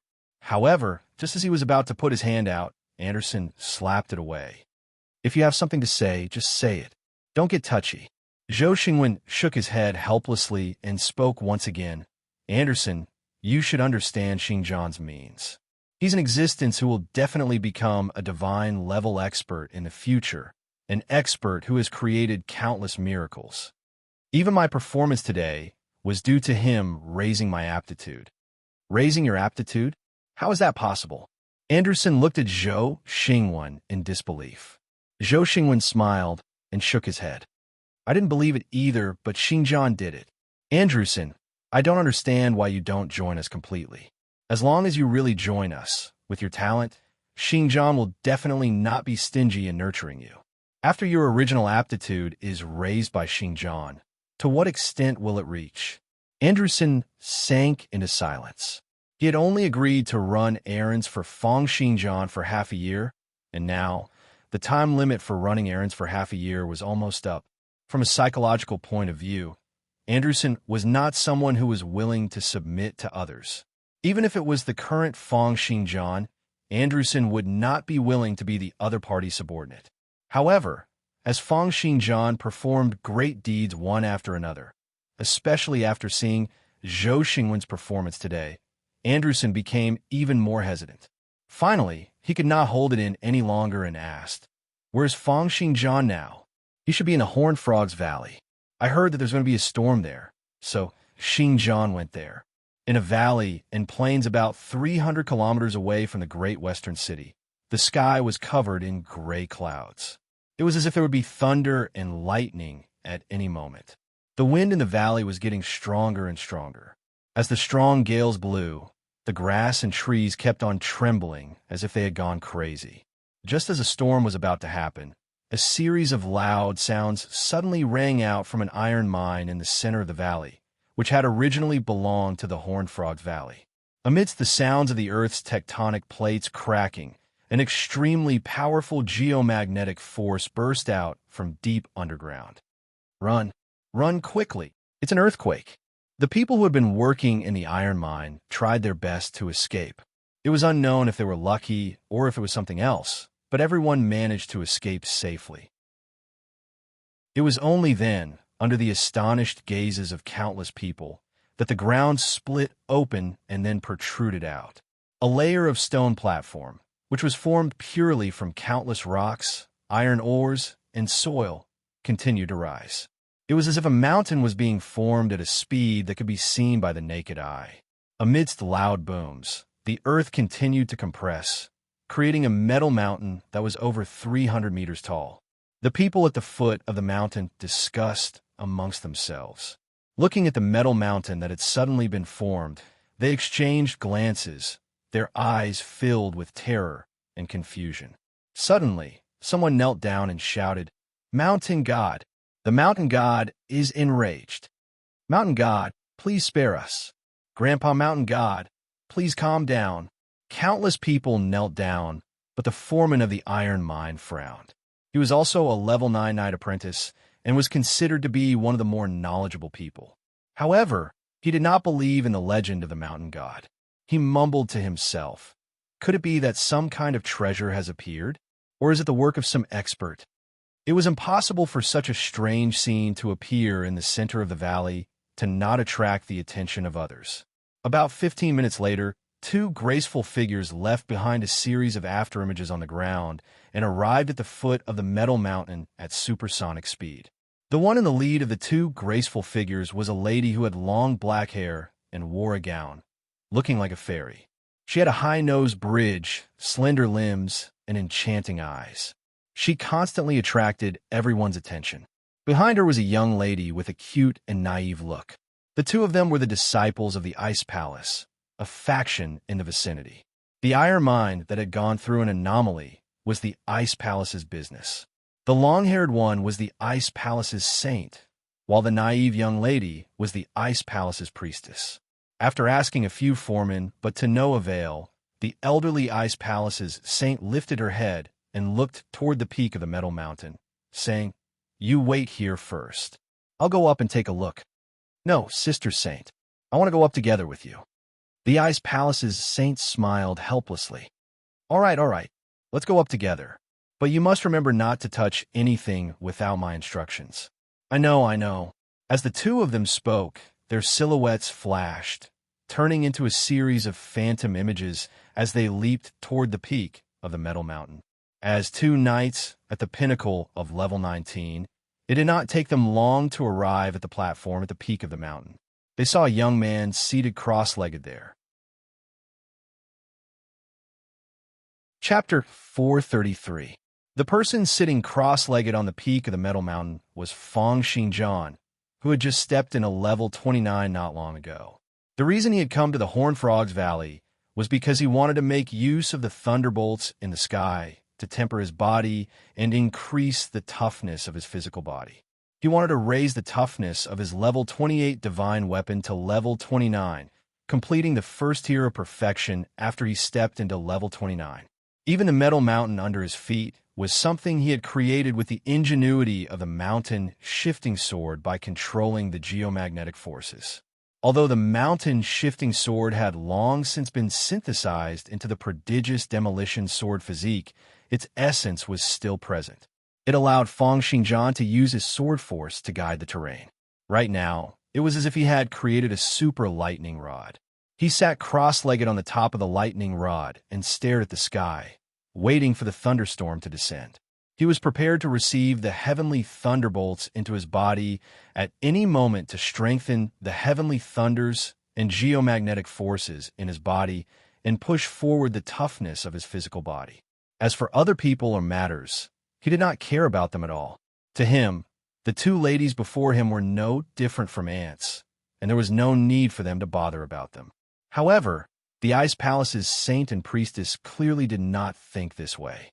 They arrived at the platform at the top of the mountain, looked at the platform that seemed to have been created, and felt astonished. They then looked at Feng Xingjian, who was sitting cross-legged and looking up at the sky, feeling even more bewildered. The slightly older Ice Palace's saint looked at Feng Xingjian with a judgmental gaze and thought, "This platform seems to have been created by someone. It's true. If it's an expert among second transition experts, they should be able to achieve this.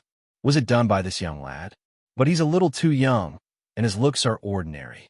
It doesn't seem like it was done by him." The Ice Palace's priestess did not think so much. She did not notice anything suspicious about this young man and asked loudly, "Hey, how long have you been here? Did you see anything? Do you know what's going on?" Feng Xingjian did not react as expected. He merely stared at the sky in a daze, as if he had not heard what the Ice Palace's priestess had said. The Ice Palace's saint quickly pulled back the pretty-looking priestess and said to Feng Xingjian, "I'm sorry, she was a little too outspoken. However, the iron mines here belong to our Ice Palace. I wonder what the metal mountain under our feet has to do with you?" She made up her mind. No matter what, the man in front of her was strange. She had to be polite first. However, Feng Xingjian continued to ignore him. The young Ice Palace's priestess pouted and said angrily, "What on earth is wrong with you? We're asking you questions out of goodwill.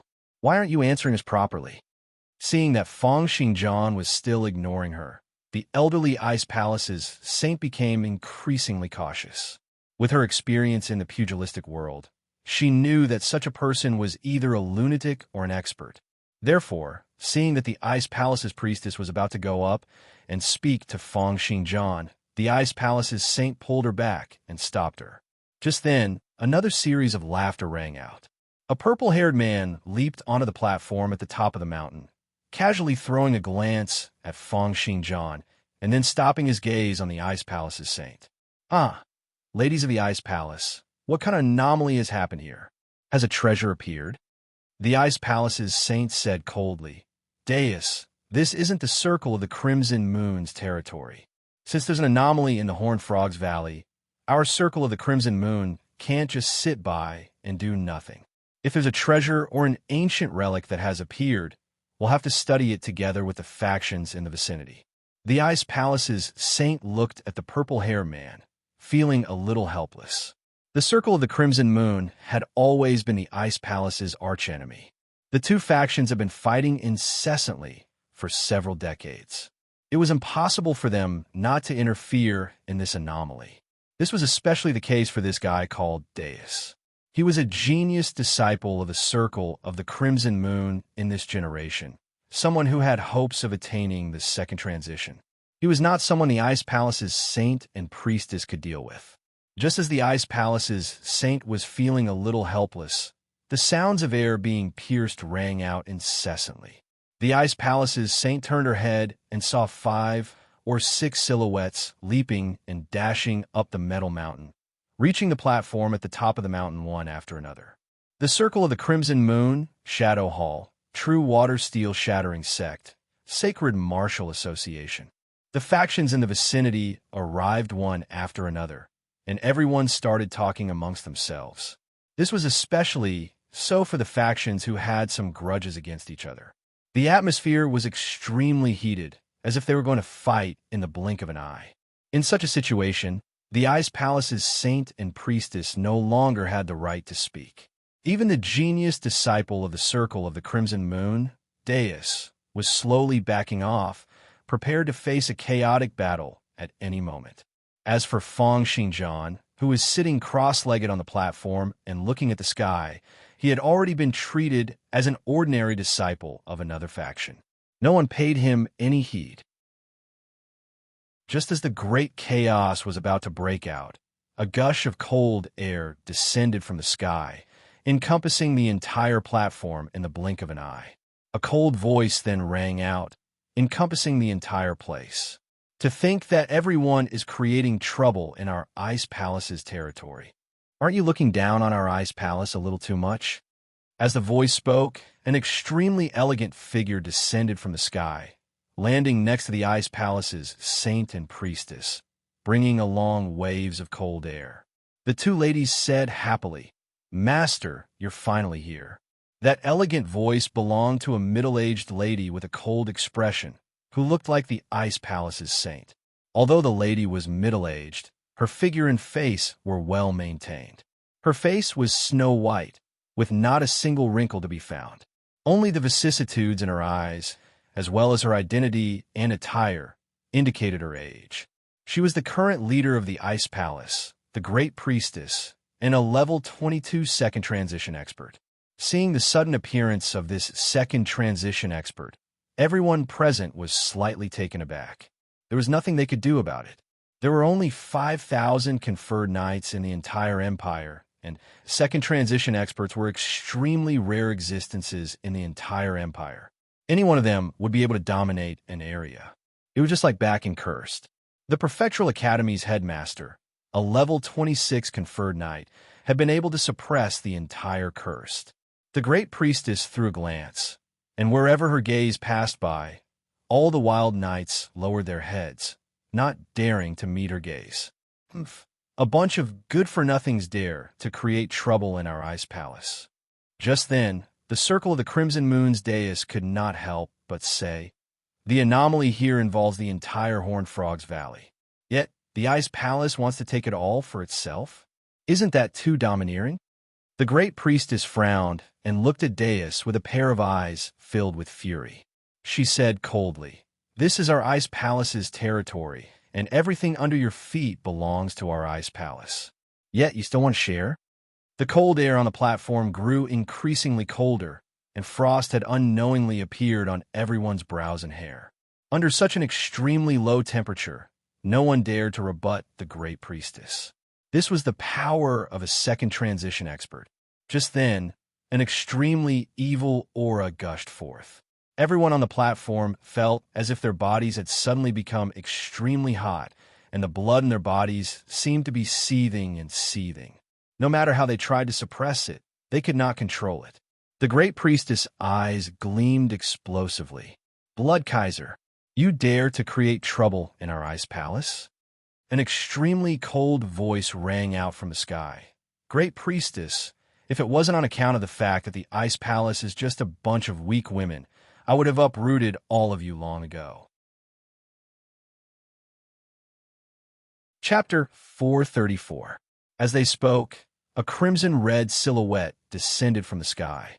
It was a man who was encompassed in streams of blood waves.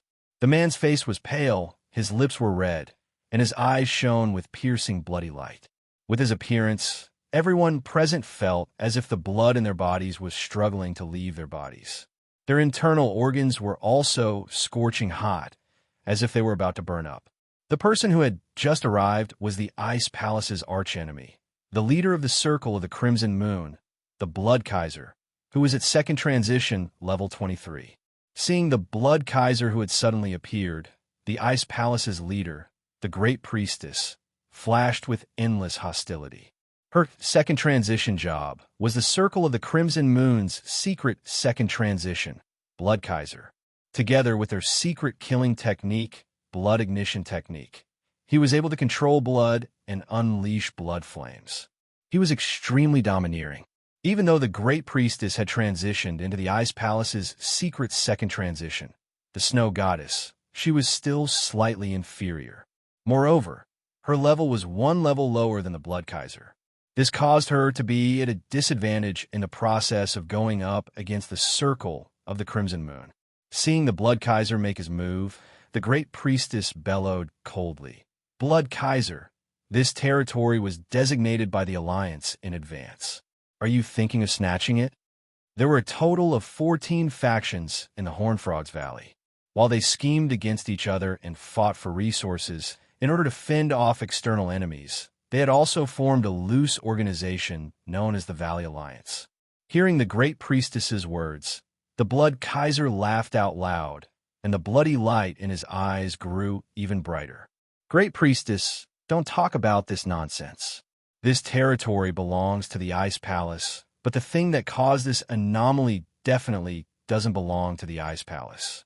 If you know what's good for you, hand it over quickly so that I don't have to do anything." "Blood Kaiser, don't you go overboard. I'm giving you face, but you don't want it." With a cold snort, the Blood Kaiser's eyes flashed with a red glow, and his entire body exuded an endless amount of bloody light. Agonizing cries rang out on the platform, and countless people fell to the ground, streams of scorching hot blood spurting out from their pores. They had only suffered from the repercussions of the attacks. The countenance of the Great Priestess, who was the main target of the attacks, changed. Her face flushed red, and her snow-white skin turned into a rose-red color. She immediately circulated her power and used the cold air to suppress her blood, preventing it from going berserk. However, just as the Blood Kaiser was suppressing the rampaging blood in her body, the Blood Kaiser had already appeared before her. The Blood Kaiser punched out, bringing along a great force. His entire fist turned red and huge under the impact of the endless blood. It even exuded scorching heat, smashing out toward the Blood Kaiser like a huge cauldron. With a loud bang, the High Priest took 3 steps back.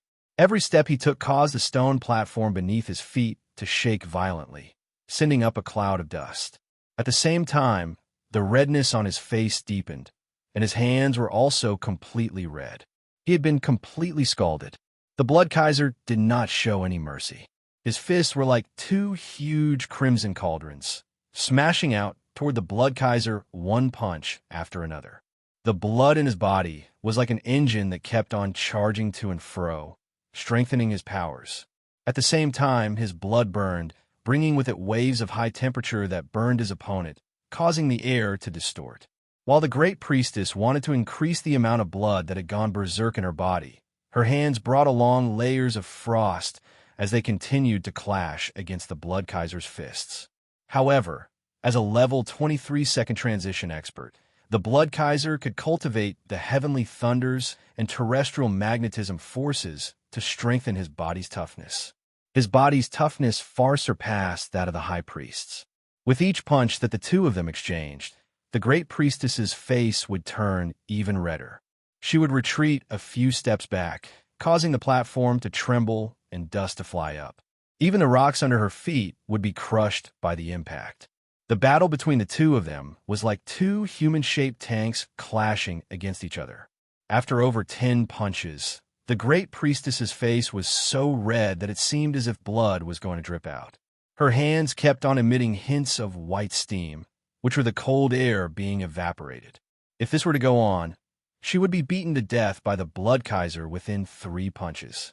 In an ordinary battle between second transition experts, the difference between 1 level higher and 1 level lower would be this great. The Ice Palace's disciples, the Saint and the Priestess, were extremely nervous. The older and beautiful Saint bit down on her lips, unable to bear to see her master fend off the Blood Kaiser's attacks bitterly. This is bad. The blood in Master's body keeps on going berserk. If this goes on, her vital energy and blood will keep on seething. Her blood will probably burst out from her skin, and she'll die from blood loss. Then what should we do? Hearing that, the Ice Palace's priestess opened her eyes wide like a pitiful puppy. Shall we go up and help Master? The Ice Palace's saint shook her head and did not say a word. A battle between second transition experts was not something they could interfere in. If they went up, they would only be adding more openings for their master. The people in the surroundings were fending off the repercussions of the attacks from the cold air and the berserk blood. They watched the battle between the two of them, feeling extremely astonished. To think that the Blood Kaiser's cultivation has improved so quickly. The toughness of his physical body far surpasses that of the Ice Palace's great priestess. All right, he's even using the blood ignition art. The last time I saw him, the two of them were evenly matched. To think that this time around, the Blood Kaiser has the upper hand. At this dangerous moment, the Ice Palace's great priestess finally let out an explosive bellow. She put her palms together, and an overwhelming cold air burst out from her body. It was as if the air was going to be frozen by this extremely low temperature. The cold air encompassed toward the Blood Kaiser, instantly turning his body into an ice sculpture.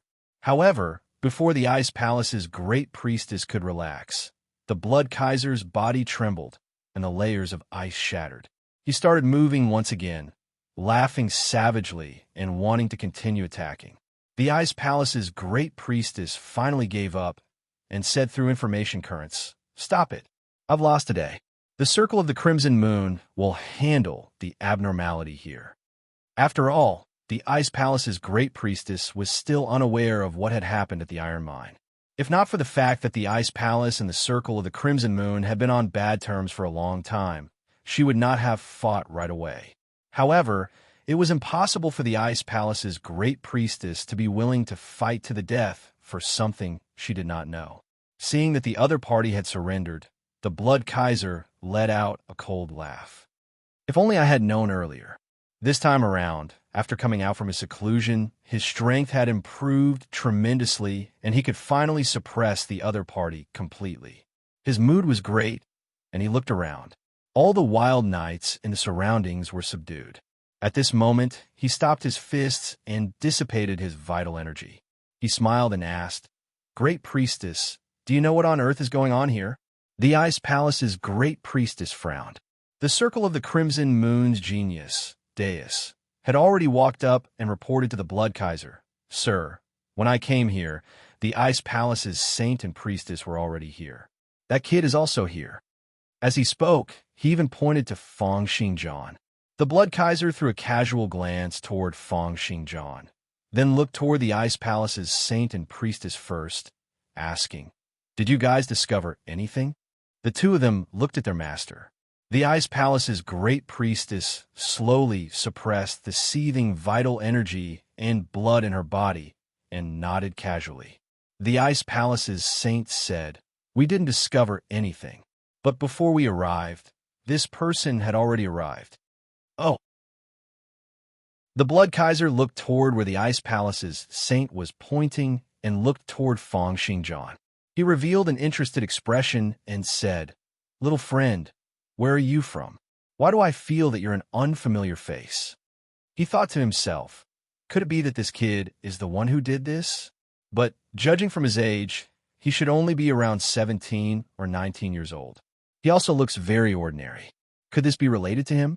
Feng Xingjian naturally ignored him. The genius from the Circle of the Crimson Moon, Deities, could not help but walk up and bellow, "Kid, I'm asking you a question. Are you deaf?" Therefore, Feng Xingjian turned his neck for the first time and threw a glance at Deities.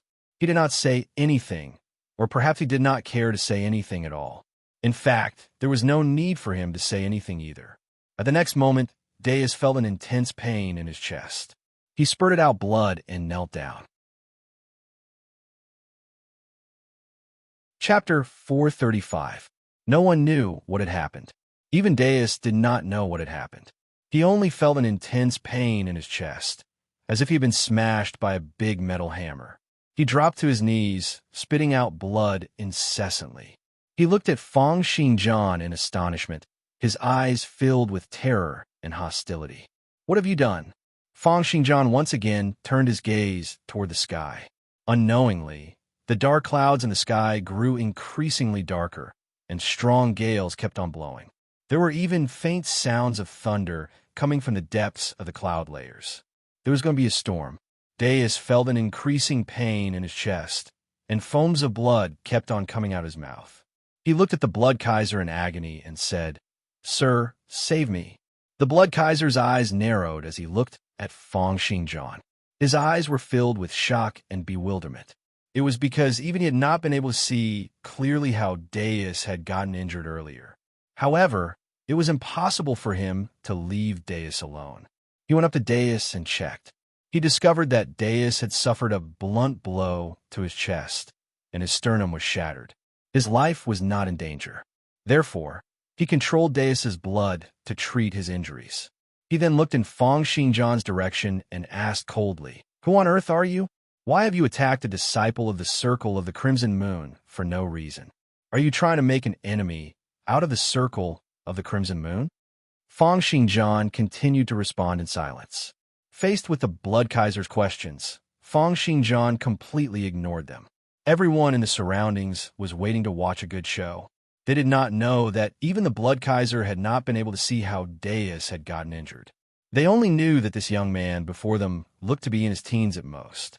To think that he would dare to provoke the Circle of the Crimson Moon and the Blood Kaiser. He was dead meat. The Ice Palace's priestess also pouted, as if recalling how Feng Xingjian had ignored them in the beginning. She said, "This guy is really arrogant. To think that he dares to ignore even the Blood Kaiser. He's kicked a metal plate this time." The Ice Palace's saint also shook her head inwardly. No matter what Feng Xingjian's backing was, he would definitely suffer a loss for treating a second transition expert so rudely. Even if he could get it back in the future, it wouldn't be worth it. This was especially when she thought of how her master had admitted defeat earlier on. She shook her head even more inwardly. This person's temper is really too bad. Against a strong person like the Blood Kaiser, it's better to admit defeat first to overcome the current situation. Isn't he just making things difficult for himself by putting up a tough fight? However, the Blood Kaiser did not act as everyone had expected him to. He did not attack immediately at the slightest disagreement. He was a veteran who had climbed up step by step from the bottom. The more fearless his opponent was, the more fearful he was, and he was unwilling to act rashly. However, if they continued to be in a deadlock, it would obviously be a blow to his prestige. Just then, another sonic boom rang out as beams of light descended from the sky. It was as though a second sun had been born in the sky. A group of people leaped onto the platform. The man in the lead had a head of fiery red hair that seemed to be burning like flames. His entire body emitted an endless radiance. Every strand of his eyebrows and every inch of his skin was like a perfect statue, displaying a kind of dazzling perfection. He was like the legendary sun god, emitting endless charm and light. With his arrival, countless people on the platform broke out into discussion. Their eyes flashed with fear, respect, nervousness, and envy. The person who had just arrived was the eldest martial brother of the Radiant Cult, the #1 faction among the many factions in the Valley Alliance, Sean. Next to him were the elders, leaders, and other people from the other factions. They could be said to be the strongest battle prowess in the entire Horned Frogs region. The Ice Palace's priestess eyes were agape, as if they were filled with little stars. She stared at Sean and said, "Eldest martial brother, Sean really has a great disposition. Ever since the Radiant Cult's patriarch went into seclusion, eldest martial brother Sean has been leading the entire Valley Alliance and the Radiant Cult. He'll probably become the new Radiant Cult's patriarch in a few more years." Seeing Sean's arrival, a hint of helplessness flashed in the Blood Kaiser's eyes. As the leader of the Valley Alliance, the Radiant Cult occupied over half of the Valley Alliance's territory. They also had the Patriarch, the Elders, and eldest martial brother Sean, a total of 3 second transition experts. Even Sean himself was a second transition level 24 expert, and his abilities were above the Blood Kaiser's. Almost at the moment Sean appeared, the situation on the platform was under his complete control. He frowned as he looked at the injured Deus and asked, "What's going on? Why is someone injured?" The Blood Kaiser threw a glance at Feng Xingjian and said calmly, "It was done by that guy. He seems to be the first person to arrive at the top of the mountain." Friend, you're probably not a member of our Valley Alliance, right?" Sean frowned as he looked at Feng Xingjian and a hint of hostility flashed in his eyes. Then why did you casually attack a member of our Valley Alliance? Could it be that you want to make an enemy out of our Valley Alliance? What? This guy isn't one of us? I thought that he was a member of the illusory Sound Flag. Eldest Marshal Brother Sean has a photographic memory, the Ice Palace's priestess said with a pout. The Ice Palace's priestess pouted and said, if he says no, then it means that this man really isn't a member of our Valley Alliance. In that instant, everyone's attention was focused on Feng Xingjian. Sean waved his hand, and the cultivators in the surroundings immediately surrounded him. There were over 100 First Transition experts gathered on the platform, including the Ice Palace's Great Priestess, the Blood Kaiser, and the Radiant Cult Sean. No one felt that this 18 or 19-year-old young man would be able to put up any resistance. It was the same for eldest Marshal Brother Sean. Therefore, he looked down from above, frowned, and said, friend, you've attacked a member of our Valley Alliance. It won't do if you don't give us an explanation. Feng Xingjian continued to ignore him. Eldest Marshal Brother frowned and said, friend, I'll say it one last time. Why did you attack a member of our Valley Alliance? If you can't give us a reason, then don't blame us for resorting to violence. Stubborn. Seeing that Feng Xingjian still did not reply, eldest Marshal Brother frowned, waved his hand, and said, capture him and bring him back to the Alliance to be dealt with. In an instant, the knights in the surroundings dashed forward. A total of 12 knights charged forward like 12 huge wolves. Wherever they passed by, a strong gust of wind would blow. The 12 of them made their moves simultaneously, grabbing Feng Xingjian's limbs, wanting to subdue him on the spot. The man in the lead grabbed Feng Xingjian's shoulder with his claw, wanting to break Feng Xingjian's arm with a little force. However, he felt that Feng Xingjian's arm did not move at all, as if it was made of steel plate. There was even a terrifying, rebounding force gushing toward him. How is this possible? My Ghost King claw can tear a cheetah apart, but to think that I can't even break his arm? Violent power burst out from his palm, and he felt as if he had been pierced through by countless invisible sharp swords. His body was covered in blood, and he retreated while crying out agonizingly. He was not the only one.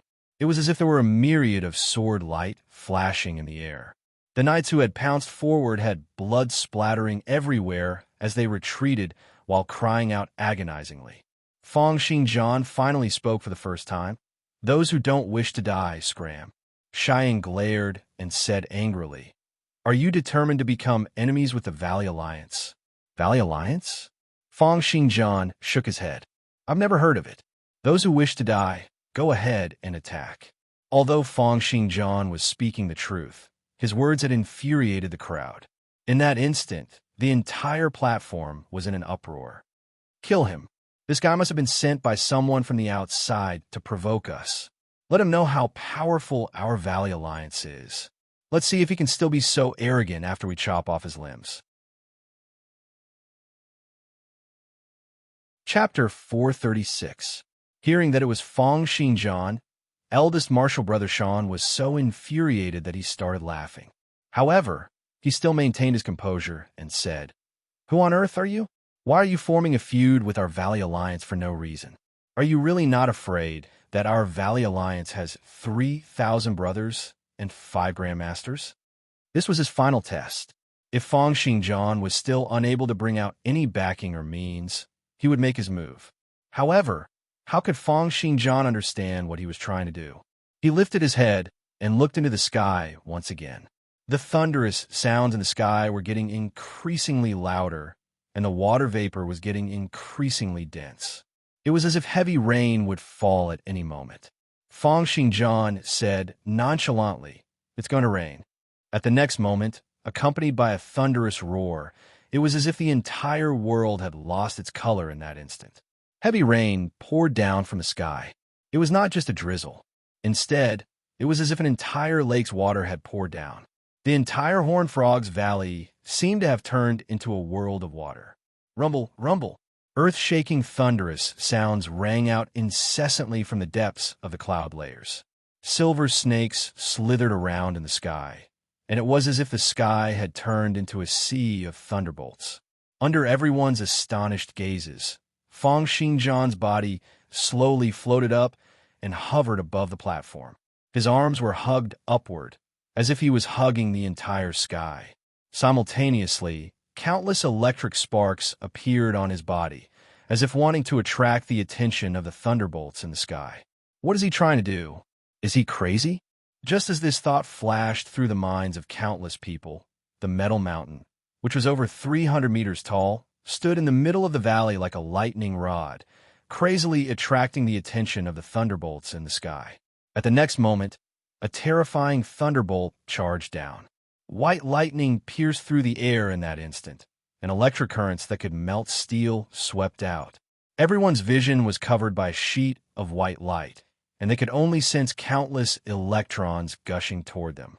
The lightning did not strike them directly, but it still made them feel numb all over. Their exposed bodies felt a piercing pain as if they had been pierced by needles. As for Feng Xingjian, who was directly struck by the lightning, his entire body was enveloped by the terrifying lightning. His entire body was flickering with white-hot electricity, and a temperature of over 10,000 degrees Celsius spread throughout his body, but it was unable to harm his body at all. At the same time, every physical particle in his body was frantically absorbing the thunderbolts that descended from the sky. They were like sponges absorbing every trace of Thunderbolt's power, and then continuously used it to strengthen the connection between the physical particles in his body. The entire thunderbolt instantly pierced through his body, as well as all the physical particles that made up his body. The toughness of his body was increasing at an unprecedented speed. Every strand of his flesh and every cell was growing at a crazy rate, causing his body to become increasingly dense. Streams of thick heavenly thunders and terrestrial magnetism forces passed through his physical particles, becoming increasingly thicker and stronger. Then more and more thunderbolts came crashing down, striking Feng Xingjian's body. Streams of electric sparks, as well as small lightning bolts, splattered onto the ground like slithering snakes, melting the platform at the top of the mountain. Due to the terrain and environment of the Horned Frog's Valley, the combined prowess and quantity of the thunderbolts far surpassed that of the thunderbolts in ordinary thunderstorms. Under everyone's astonished gazes, Feng Xingjian's silhouette was completely submerged in the endless thunderbolts. They could only see a blurry human silhouette standing in midair like a legendary demonic god, receiving the baptism of the thunderbolts in the sky. The number of thunderbolts in the Horned Frog's Valley was unbelievable. Right now, they were like densely packed machine guns, shooting out toward Feng Xingjian incessantly. Streams of thunderbolts connected the sky and his body, like many chains of thunderbolts. The 3-second transition experts present, the Ice Palace's Great Priestess, the Blood Kaiser, and the Radiant Cult's eldest martial brother Sean, were able to see things even more clearly due to their heaven's perception. Bathing in the thunderbolts, Feng Xingjian did not seem to feel any discomfort. Instead, he was even crazily absorbing the thunderbolts. The Ice Palace's saint asked, "Master, what on earth is going on? What did he do?" "This guy," the Ice Palace's Great Priestess said bitterly. "He's making use of the thunderbolts in the sky to strengthen the heavenly thunders and terrestrial magnetism forces in his body, tempering his physical body." "Huh? Is this possible? Master, why don't you cultivate like this?" The Ice Palace's Great Priestess shook her head and sighed. "That requires one's body to be extremely strong. Moreover, the Horned Frog's Valley is rich in iron ores and has thunderstorms all year round. The prowess of the thunderbolts here far surpasses that of other places. For him to be able to take on the thunderbolts head-on like this, the toughness of his body has probably already far surpassed ours. Furthermore, he's still able to use the thunderbolts to push his body's toughness for such a long period of time, resisting the high temperatures. Such a body is really unbelievably strong. Probably only the toughness of a level 26 or 27 superior divine weapon would be able to do this." At the next moment, Fang Xingjian let out an enraged bellow, and a myriad of thunderbolts came crashing down. Electric currents that were comparable to the annual electricity consumption of an entire city struck his body in that instant. His eyes were covered by a layer of white, and each strand of his hair stood up, releasing puffs of white smoke under the high temperatures. Even his mouth, nose, and ears were emitting endless thunderbolts. Streams of thunderbolts' repercussions turned into lightning dragons, smashing out randomly in all directions around Fang Xingjian. The people on the platform retreated crazily. The Blood Kaiser, the Ice Palace's great priestess, and eldest martial brother Shan were unwilling to be forced to retreat just like that. They let out loud bellows in unison, each of them performing their means to fend off the surging repercussions of the thunderbolts. However, the Ice Palace's great priestess was the first to be unable to take it. The cold aura all over her body melted in an instant, and her hair was charred black from the electricity. She retreated with a clatter. Next up was the Blood Kaiser. His entire body was crimson red, and violent blood seeped out from his pores, turning into a red crystal armor that covered his entire body. He put up his hands to fend off a lightning dragon, but his hands were charred black. His hands were even numb, making it hard for him to move. At the next moment, many violent lightning dragons came gushing forth. The Blood Kaiser barely managed to fend off a few of them, but he was finally struck in the chest. His crystal armor shattered, and he was sent flying while spurting out blood. Eldest martial brother Shan was the only one left standing at the front. His entire body was encompassed by layers of light armor. It was the Radiant Cult's ultimate killing technique, the Radiant Emperor's armor. However, right now, under the continuous attacks of the thunderbolts, the Radiant Emperor's armor was on the verge of collapse. It was as if it would shatter at any moment. At the next moment, eldest martial brother Shan let out a stifled snort. The light armor on his body shattered, and he was sent flying, charred black. Simultaneously, the thunderbolts on Fang Xingjian's body seemed to have reached an extreme. All the thunderbolts throughout his body were instantly absorbed into his body. Simultaneously, he let out an enraged bellow and punched out toward the sky.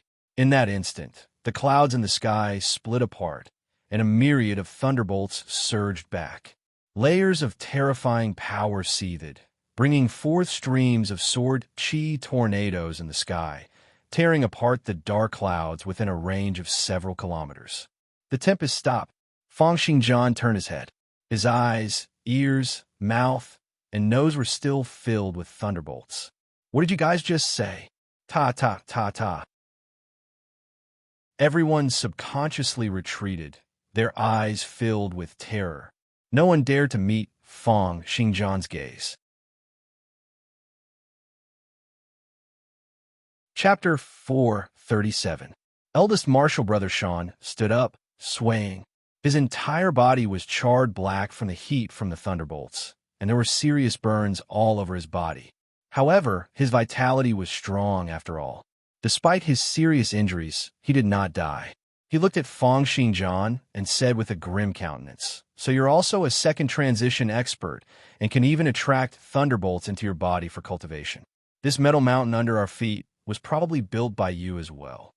Looking at Fang Xingjian, who was still emitting hints of thunderbolts, Shan lowered his stance to the lowest. It was because he had clearly sensed how terrifying the thunderbolts that had descended from the sky earlier were. He also understood how terrifying Fang Xingjian, who was able to engulf thunderbolts crazily for cultivation, was. Moreover, the scene of Fang Xingjian shattering the cloud layers with his last punch had completely shattered his confidence. Looking at how Fang Xingjian was ignoring him, Shan frowned. Although he was extremely unwilling, a hint of terror still flashed in his eyes when he thought of Fang Xingjian's earlier punch. He slowly lowered his arrogant head and said, "It's our fault for disturbing your cultivation. I apologize to you on behalf of the Valley Alliance." However, Fang Xingjian still did not show any reaction. In fact, it was not that he did not have any reaction, but rather that his attention was not on this. He was sensing the changes in his body. Every single physical particle in his body was connected extremely intricately. Streams of heavenly thunders and terrestrial magnetism forces flowed through his body, as if they had been strengthened to a limitless limit. Fang Xingjian had been training hard incessantly. With the nourishment from the divine-level blood essence and the reinforcement from the golden elixir, he was still short of the final level 29 physical toughness. The tempering from the thunderbolts this time around was like the last straw. With a spurt of energy, he was finally able to take the crucial step forward.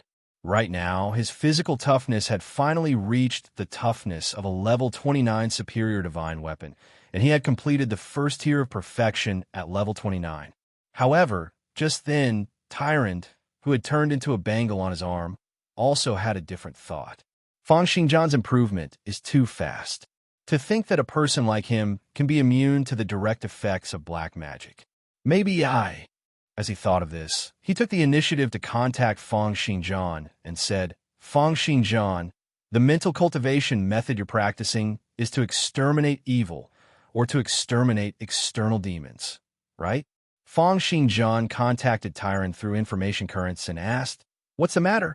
Tyrant was silent for a while before he said, Isn't this kid before us from the Radiant Light sect? While this Radiant Light sect appears sanctimonious on the surface, they're actually human traffickers who abduct and sell women and children. How do you know? Fang Xingjian asked. They're one of the external influences of our Terrene shrine. Most of the people they abduct and sell are given to us. It was a pity that they did not know that their backing was the Terrene shrine. Religion is really the best trafficking tool. Fang Xingjian's eyes narrowed slightly, and a cold gleam flashed in his eyes. If it's true that they abduct and sell women and children, then it's true that they should be killed. With that, Fang Xingjian lifted his head and looked at eldest martial brother Sean. You're from the Radiant Light sect, right? Bring me to the Radiant Light sect to take a look. Sean was stunned, unable to understand what Fang Xingjian meant. However, he could not think of a reason to reject him either. He clenched his teeth and said respectfully, It's our honor that you wish to pay the Radiant Light sect a visit. Please come with us. I also need to offer my apologies for disturbing your cultivation. Fang Xingjian's final punch had really given him a scare. With that, he threw a glance toward his subordinates. Some of them had already gone back to report the matter. Fang Xingjian did not care what the other party said. He followed Sean and headed in the direction of the Radiant Light sect. Sean then looked at the crowd and said, Everyone, we had a conflict with this, Mr. Today, because of some misunderstandings. Since the misunderstanding has been cleared up, then please return. The crowd did not leave. Instead, they looked at Fang Xingjian and Sean, even following them from afar as they headed toward the Radiant Light sect. Clearly, they were all here to watch the show. The Ice Palace's priestess looked at Fang Xingjian in astonishment and said, To think that this guy is at the second transition. He's not just at the second transition. His abilities far surpass mine, the Blood Kaiser, and Sean. To be able to attract the thunderbolts from the heavens to temper his physical body, his cultivation must be at least at level 25 or above. Moreover, that final punch of his probably required the eruption of physical particles. This means that he's at least a level 27 expert. Saying this, the Ice Palace's great priestess also stared at Fang Xingjian and thought, The Radiant Light sect is extremely domineering, and this young man is also very arrogant. There's going to be a good show to watch. It'll be great if the two of them fight it out. It'll be best if both sides suffer great losses. The Ice Palace's saint and the priestess both looked at Fang Xingjian in astonishment. Thinking of how he had soared into the sky and broken through the thunderclouds with a single hand, they were both extremely astonished. Who on earth is he? To think that he's even stronger than Master. The priestess stared at Fang Xingjian and asked, But he's so young. How is it possible for him to be able to do this? It's too unbelievable. He just looks young, the Ice Palace's great priestess said calmly. After the second transition, one's control over their physical body is extraordinary. This is especially so at level 25, when one comes into contact with cells and condenses specialty seeds. One can even temporarily change their physical form. Right now, he looks to be 17 or 18 years old. His real body might already be in his 70s or 80s. The saint and the priestess looked at Fong Xingjian in astonishment, as if they were curious about how he looked like. The Blood Kaiser also looked in Fong Xingjian's direction with an eerie expression, calculating in his heart. This guy is at least a level 27 expert.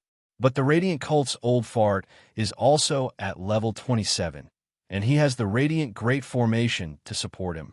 If this guy were to kill the Cult Master, or if the Cult Master were to kill him, it would be best if both of them were to be beaten half to death. That would be my chance. The people in the surroundings also had similar thoughts. They all wore expressions of curiosity and anticipation, as if they wanted to see the young man and the Radiant Cult fight it out. It's a great battle of the century. I wonder if the Radiant Cult sect will be able to suppress this dark horse that has appeared out of nowhere. This thought flashed in the minds of countless people. The Radiant Cult had dominated the bottom of the Horned Frogs Valley for over 10 years. And ever since the Radiant Cult sect had stepped into level 27, their influence had dominated the entire region, and no one dared to say that they were unconvinced. After all, there were only 100 level 29 conferred knights in the Empire. Ordinary level 25 conferred knights could already rule over a city like Cursed City Lord. Cursed Academy's headmaster, who was at level 26, could dominate the entire Cursed region. The Cult Master, who was at level 27, could be said to be the overlord of a region. However, it was rare for such a powerful expert to appear. How could they not look forward to the great battle between the two of them? However, most of the spectators in the surroundings were knights after all. The rare ones, the Ice Palace's Great Priestess and the Blood Kaiser, were only at level 22 and level 23 respectively. Their understanding of a level 27 second transition knight who could erupt with physical particles was far too little. It was as if they were shrouded in fog, unable to see clearly. Only eldest martial brother Sean, who had been in contact with his master all this time and clearly understood the capabilities of a level 27 knight, was currently breaking out in cold sweat. Chapter 438. He's not a match for him. He's definitely not a match for him. It's not just me and the Elder. Even the Cult Master won't be able to disperse the thunderclouds so easily. Thinking of the other party's casual punch and his unscathed body after being struck by the thunderbolts, Sean's heart sank. I mustn't let the Radiant Cult fight it out with him. It's dangerous. It's too dangerous. However, thinking of his master's usual way of doing things, Sean still did not feel optimistic. I hope that the people I sent will be able to convince Master and the others. With these thoughts in mind, the Radiant Cult's eldest martial brother brought Fong Xingjian to the huge palace where the Radiant Cult was located. Looking at the palace that was still tightly guarded and had not changed at all, eldest martial brother Sean frowned and said to Fong Xingjian, "Sir, can you let me go in first to report your arrival before we come out to receive you?"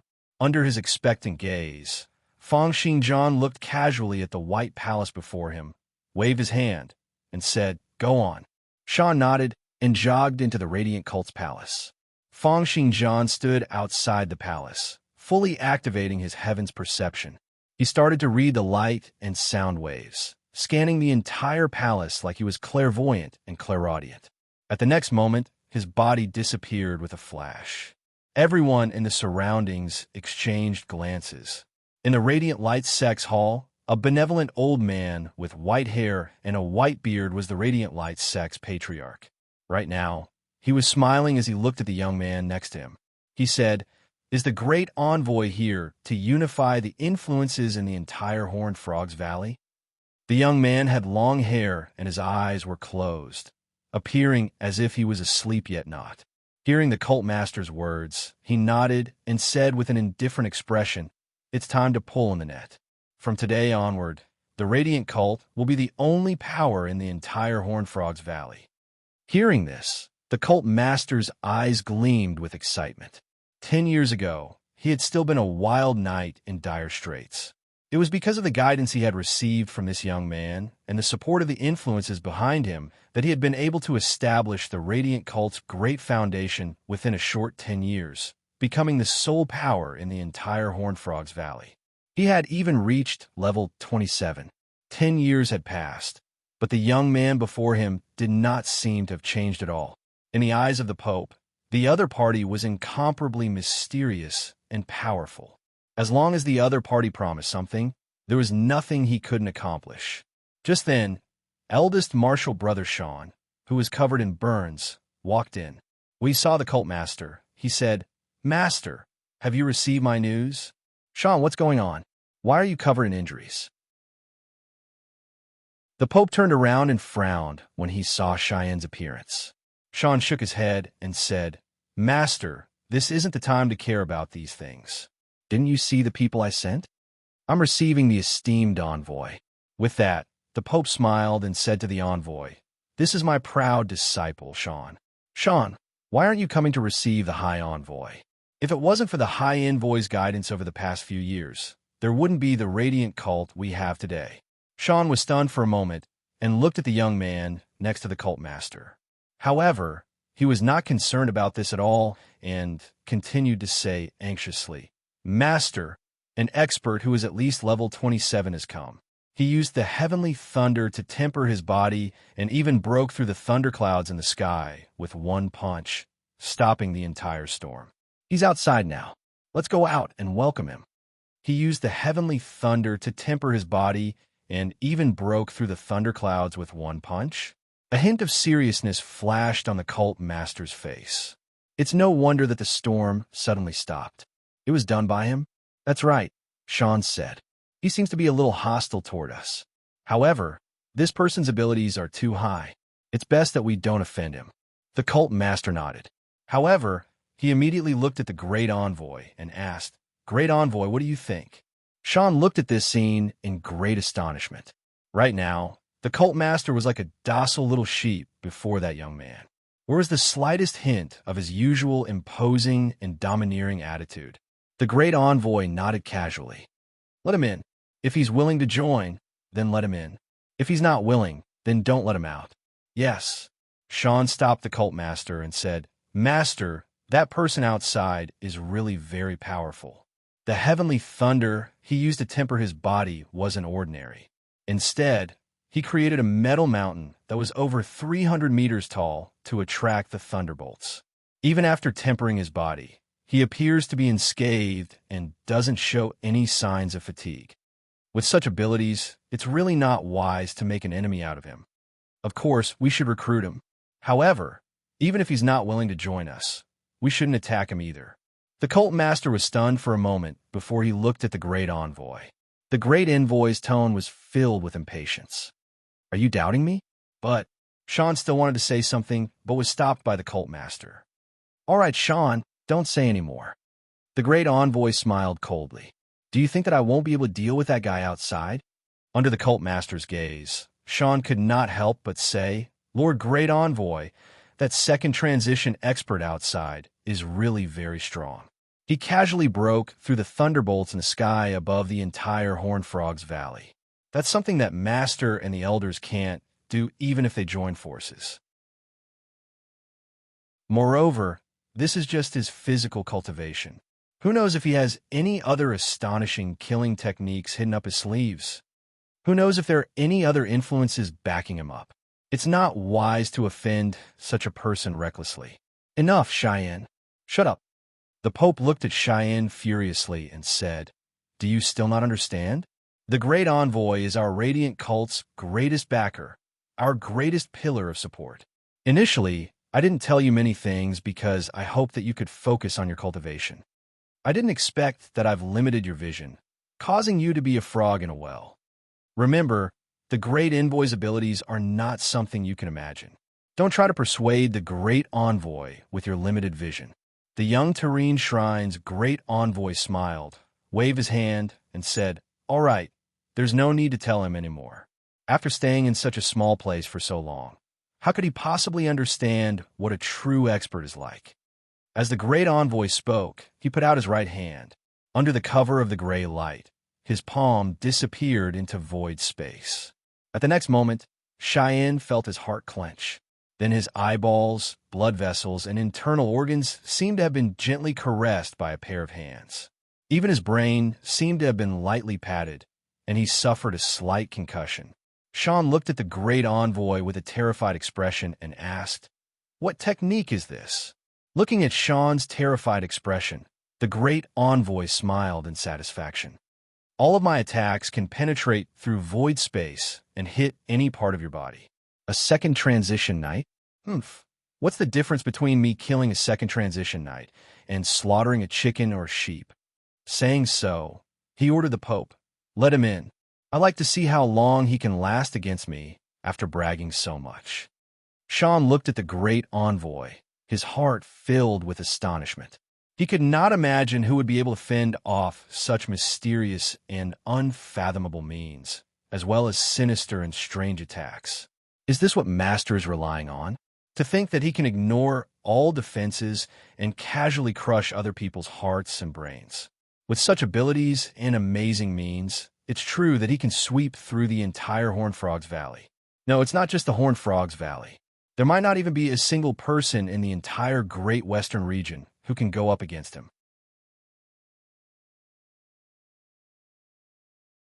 Chapter 439. What?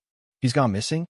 Hearing this news, the cult master frowned, and his expression became even more displeased. In the hall, the various factions, including the Blood Kaiser and the Ice Palace's great priestess, were all invited in. However, after the cult master asked around, he discovered that the young man had disappeared. He probably escaped. The great envoy who was seated at the highest position smiled and said, "Maybe he has some intuition or precognitive skills. He sensed danger in advance and escaped." The Blood Kaiser threw that great envoy a displeased glance and said, "Lord Cult Master, I wonder who this person is. To think that he can sit at the highest position. Aren't you going to introduce him?" The great envoy stopped the cult master from introducing him and said casually, "Since all of you are here, why don't we settle this together? From today onward, all the sects in the Horned Frogs Valley will have to join the Radiant Cult." The great envoy's words immediately caused everyone to feel dissatisfied. Several hundred people started to make a ruckus, as if the entire hall had turned into a market. The Blood Kaiser was the first to stand up and say, "What kind of joke is this? You want me to merge the circle of the Crimson Moon into the Radiant Cult? As long as I'm alive, it's impossible." Right. It's impossible. Isn't the Radiant Cult being too overbearing by doing this? The crowd was agitated. The Blood Kaiser looked at the cult master and said, "Lord Cult Master, is this your intention? You want to merge all of us into the Radiant Cult?" The cult master did not say a word, but that great envoy laughed and said, "Those who don't want to join can just die." His palm once again entered void space.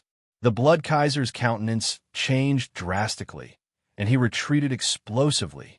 However, he had only retreated halfway when he let out an agonizing cry and dropped to the ground. He spat out blood incessantly as he glared at the great envoy and said, "What have you done? I'll just crush your stomach. Don't worry, you won't die anytime soon." After easily defeating the Blood Kaiser with a single strike, the entire hall instantly fell silent. Everyone was as quiet as cicadas in winter, looking at the great envoy on the first seat with fear in their eyes. The Blood Kaiser was a veteran second transition expert in the entire valley. All the experts in the hall had more or less experienced the Blood Kaiser's dominance and knew how powerful he was. But now, the young man on the head seat was able to defeat him with a casual strike. What kind of terrifying strength was this? Especially after this, when the cult master stood out and said calmly, "The esteemed envoy is the true master of our Radiant Light sect. His strength is unfathomable, and even this old man is not a match for him. It's best that everyone does not resist." Hearing his words, everyone exchanged glances. At the next moment, everyone felt their hearts clench up as if they had been grabbed by something. Even the countenance of the Ice Palace's great priestess turned pale as she looked at the emissary on the main seat in disbelief. In an instant, Everyone in the hall was subdued. Everyone was furious, but they didn't dare to say anything. Their opponent's strength was too terrifying. Such strength, such methods had completely exceeded their imagination.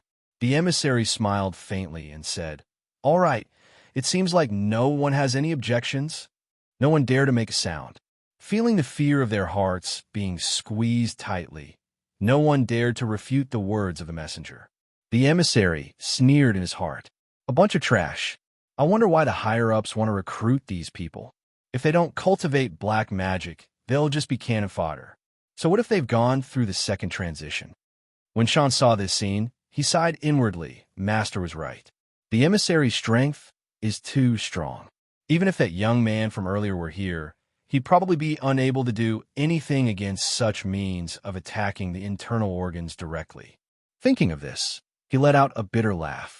He felt that his insistence in persuading the emissary earlier was extremely laughable.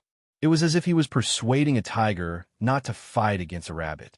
Just then, the hall's door was kicked open, and Feng Xingjian walked in slowly. He swept his gaze across and looked toward the emissary on the main seat. Sean was slightly surprised. To think that you didn't escape? Escape? Why would I want to escape? Of course, Feng Xingjian did not escape. Not only did he not escape, but he had also searched through the entire palace, found the children and women who had been kidnapped and sold, and released them all. With this, it could be ascertained that Tyrant, who had turned into a Bengal, was not lying. Moreover, kidnapping children and women and handing them over to an existence like the Serene Shrine for human experimentation. Thinking of the situation in the Serene Shrine's base previously, hints of killing intent gathered in Feng Xingjian's eyes. I'm here to kill you guys.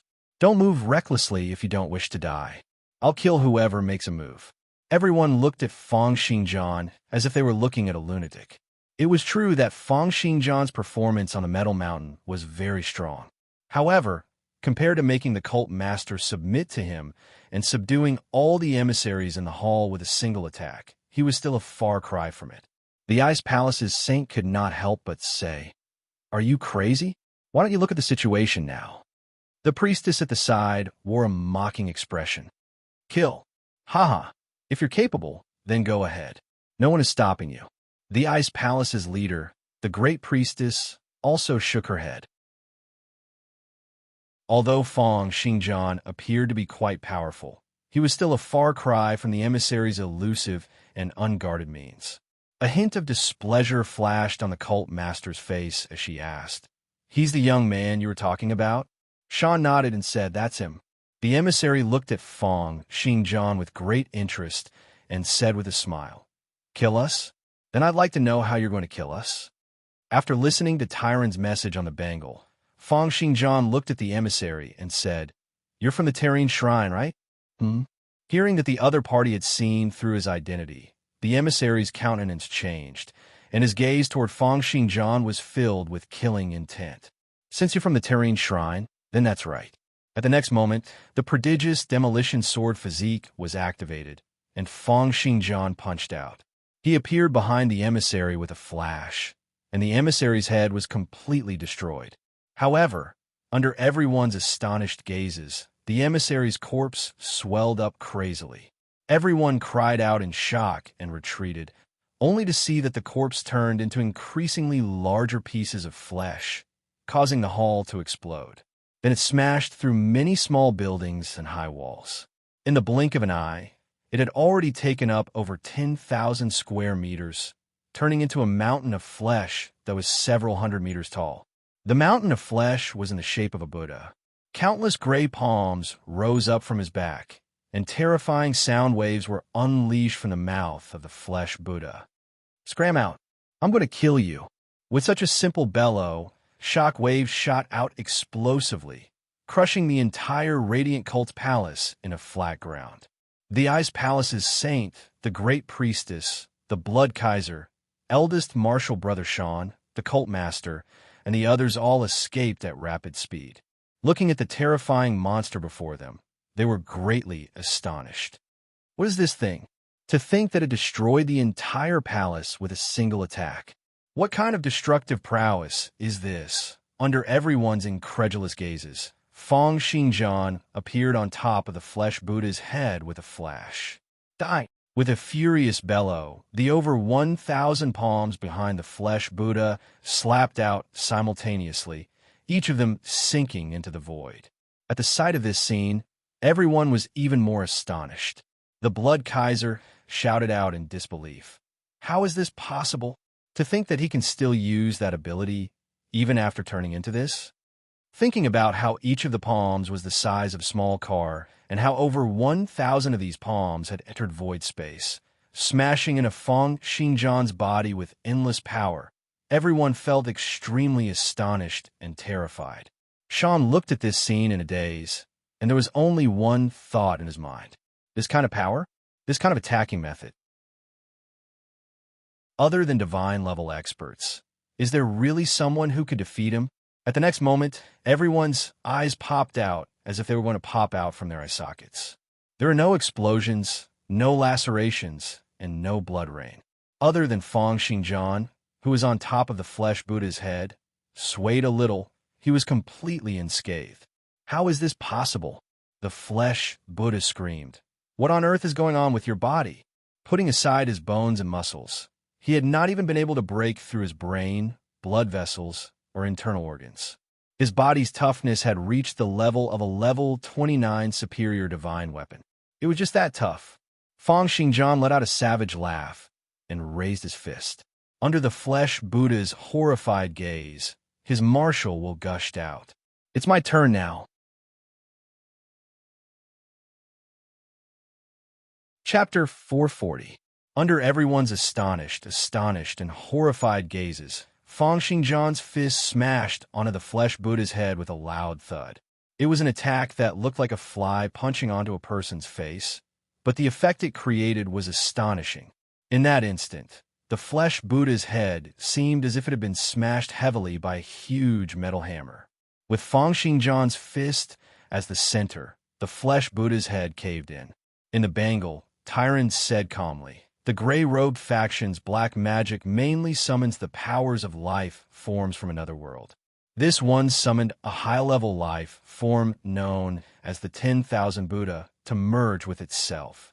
It's a level 6 black magic, and it mainly has the special trait of allowing one to traverse void space."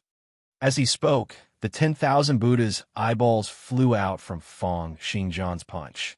His nostrils became deformed, and his cheeks were torn. Amidst a world-shaking and agonizing cry, Feng Xingjian punched out once again. Boom! With this punch, the power was transformed by the layers of sword bones, and the tremendous violent force turned into endless sword force.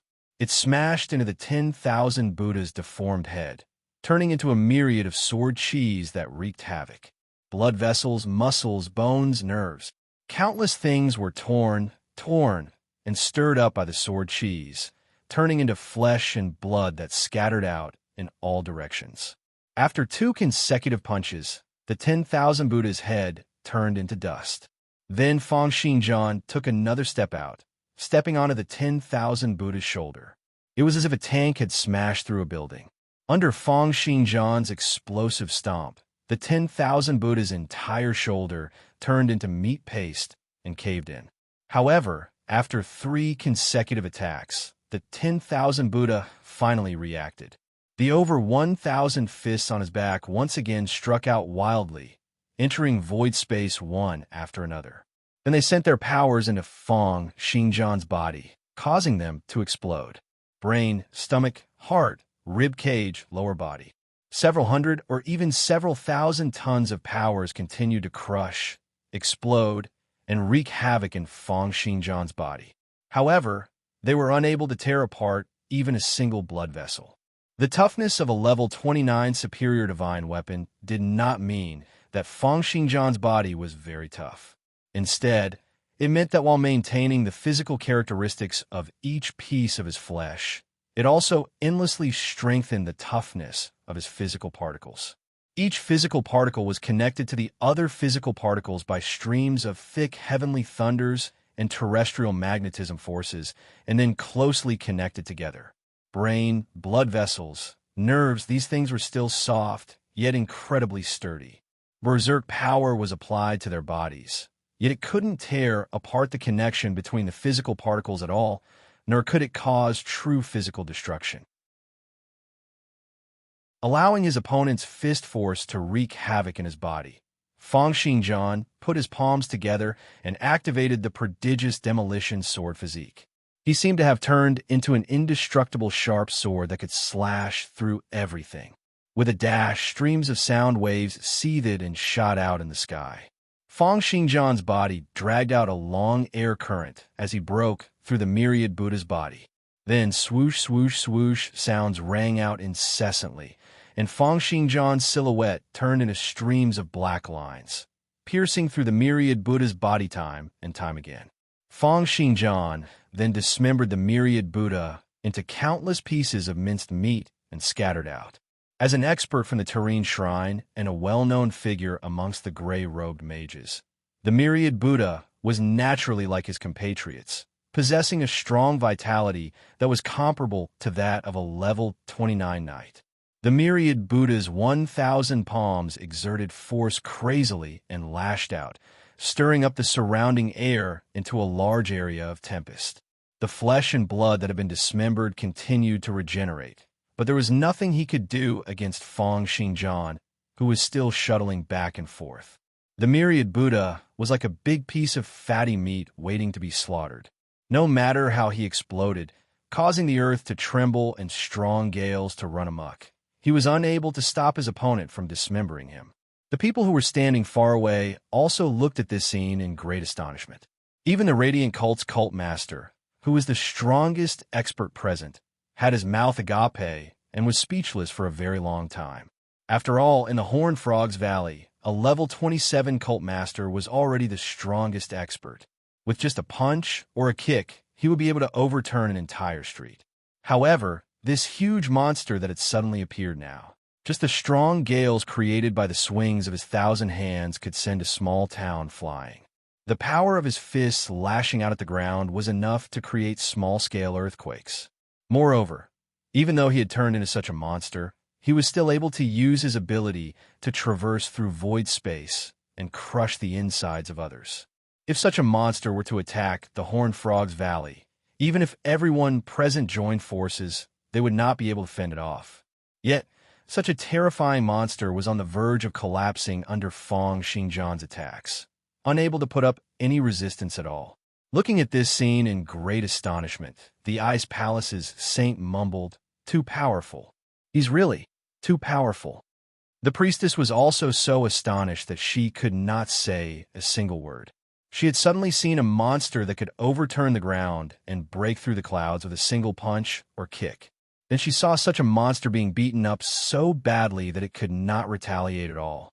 Her mind was completely blank. The Blood Kaiser's countenance turned even paler. He watched as the 10,000 Buddhas kept on retreating, with large amounts of flesh and blood being destroyed and vaporized. He was unable to say a single word for a very long time. He sighed inwardly. This person's abilities are probably something that I won't be able to match up to even if I were to spend my entire life. When there was only a small gap between two people, they would still have the drive to catch up.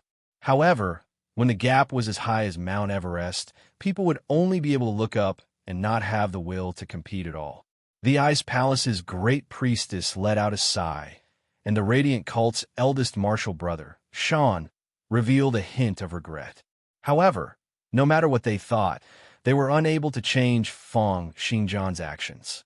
A gush of heat waves gushed forth, accompanied by over 1,000 streams of ether sword ripples that swept out with high temperatures, turning the final remnants of the 10,000 Buddhas into ashes. Just as the countless remnants of the 10,000 Buddhas were struggling crazily in the flames, Feng Xingjian's body moved with a flash, and his right hand grabbed out toward the ground. A small gray-skinned lizard was caught in his hand. With his previous experience of dealing with the Bengal tyrant, how could he possibly not be on guard against this move that the Serene Shrine was used to? Grabbing onto the small lizard's tail, Feng Xingjian said, "You people from the Serene Shrine really like to turn into small animals and escape." That small lizard looked at Feng Xingjian in fury and terror, crying out loudly, since you know that I'm from the Terrene Shrine, then why aren't you letting me go? Aren't you afraid of our Terrene Shrine's revenge? Feng Xingjian said, no matter how many people from the Terrene Shrine come, I'll kill them all. Just then, Tyrant, who had turned into a Bengal, said through information currents, leave him to me, Feng Xingjian. He's a fanatical believer. No matter how much you torture him, you won't be able to get any information out of him. Feng Xingjian said calmly, you better not play any tricks. With that said, he placed the little lizard on the bracelet. In an instant, countless tentacles grew out of the bracelet and pierced into the little lizard's body in the blink of an eye, turning it into a part of his flesh. At the next moment, Feng Xingjian appeared before the cult master with a flash. He asked coldly, how much do you know about human trafficking?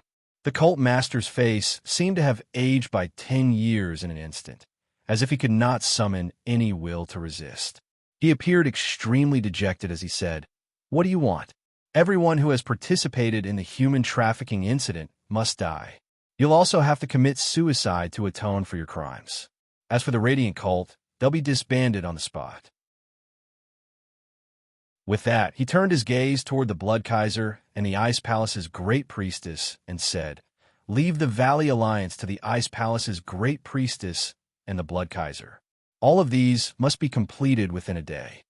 With each word that Feng Xingjian said, the cult master's face would tremble. Hearing that he was going to disband the Radiant Cult and hand over the position of the Valley Alliance's leader to someone else, his eyes turned bloodshot. He asked in a hoarse voice, what if I don't do this?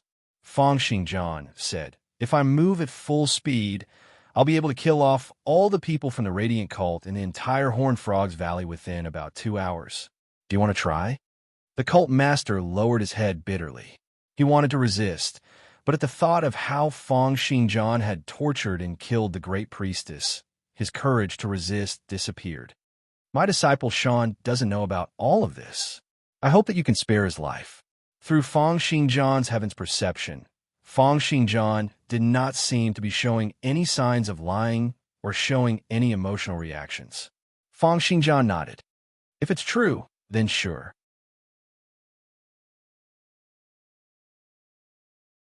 Chapter 441.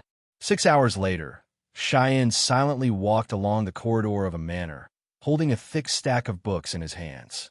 In just 6 hours, almost half of the Radiant Cult had been wiped out. However, the culprit was merely sitting in this manor, not even taking a step out of the door. This caused Sean to be at a loss. In the past, he had once been the future star of the Horned Frogs Valley, a genius who was the center of attention. However, it was only today that he understood what kind of existence a true expert was.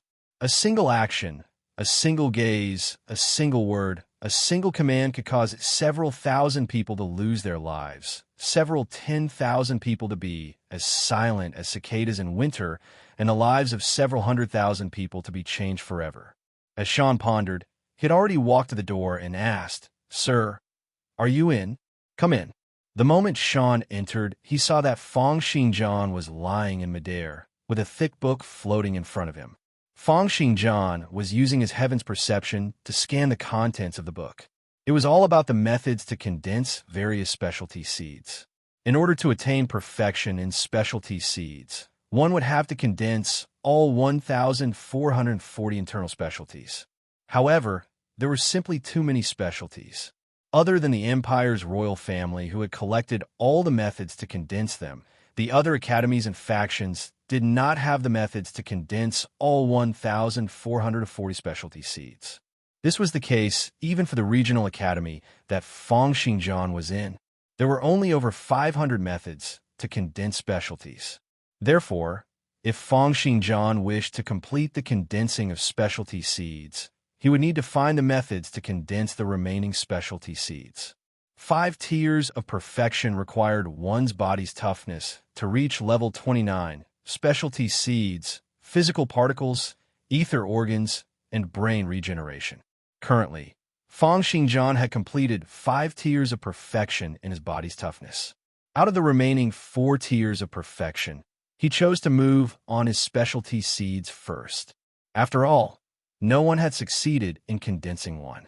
08 billion physical particles over the past several hundred years. Therefore, Feng Xingjian had placed it last. Brain regeneration was a matter of life and death, and a single mistake would result in complete death. Therefore, Feng Xingjian had placed it second to last. As for the ether organs, he had to change the structure of the physical particles. He had to change hundreds of millions of particles one by one, and it took a lot of hard work. Therefore, Feng Xingjian decided to leave it to the next stage to complete.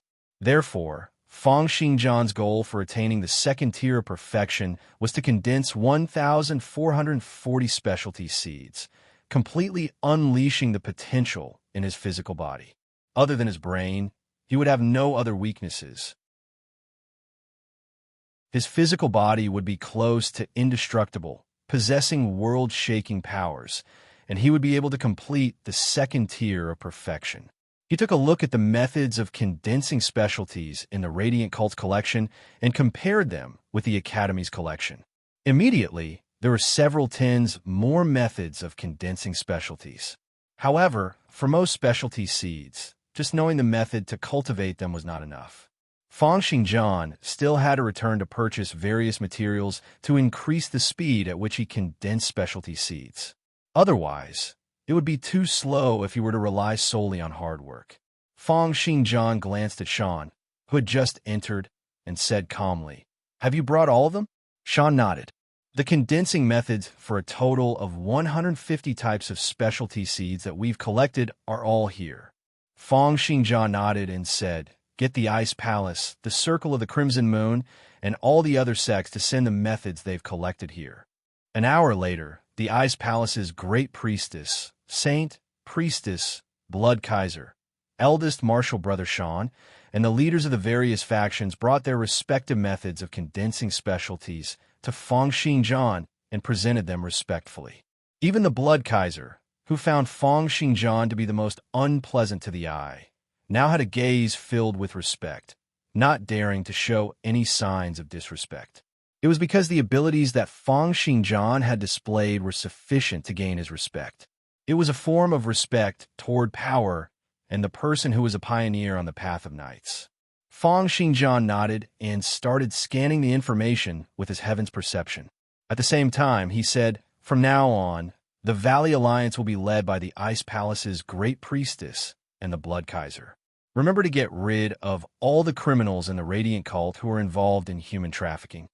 As for the rest, as long as you guys don't commit any crimes, I'm not interested in getting involved." Everyone nodded in agreement. The great priestess and the Blood Kaiser looked at Feng Xingjian with complicated expressions. They had always wanted to be the leader of the Valley Alliance, but now that they had been promoted by Feng Xingjian, they did not feel happy and only felt complicated. The Blood Kaiser finally could not hold it in any longer and asked, "How should I address you? My name is Feng Xingjian. If you guys have any problems, you can come to the Great Western City to look for me." Not long after Feng Xingjian announced his identity, there were various expressions of astonishment, realization, nervousness, and many others. However, he was sighing inwardly. "So it's him. When I heard of him in the past, I thought that he was a genius that the people in the Great Western City had brought up. To think that he's even more amazing than the rumors say. Hearing about him is not as good as meeting him in person. Meeting him in person far surpasses the rumors." The Blood Kaiser was the first to speak. He let out a sigh and said, "Xingjian, I've heard of your reputation a long time ago, but I didn't take it to heart back then. I only felt that no matter how amazing a 17-year-old kid could be, how could he be? It's only today that I realize how wrong I was. The battle prowess of geniuses like you isn't something that I can imagine."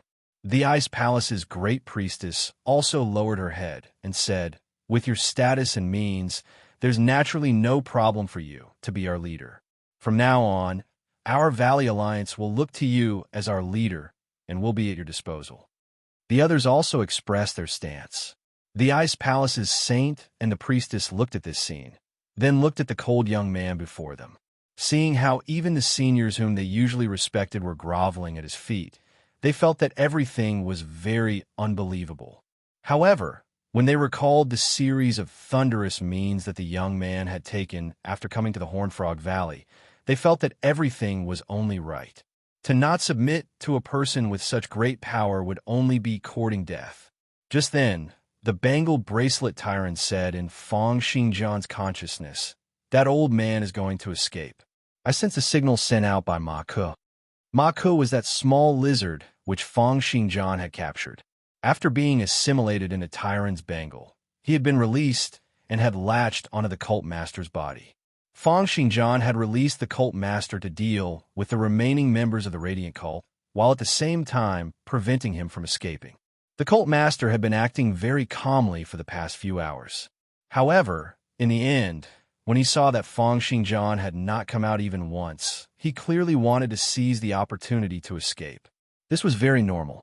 As a level 27 expert, it had not been easy for the cult master to attain his cultivation, power, and experience. At his level of cultivation, he could be considered a rare animal.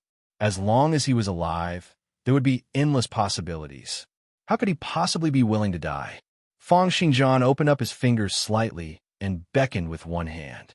The longsword at the waist of one of the sect's leaders landed in his hand. Everyone looked at Fong Xingjian in great astonishment.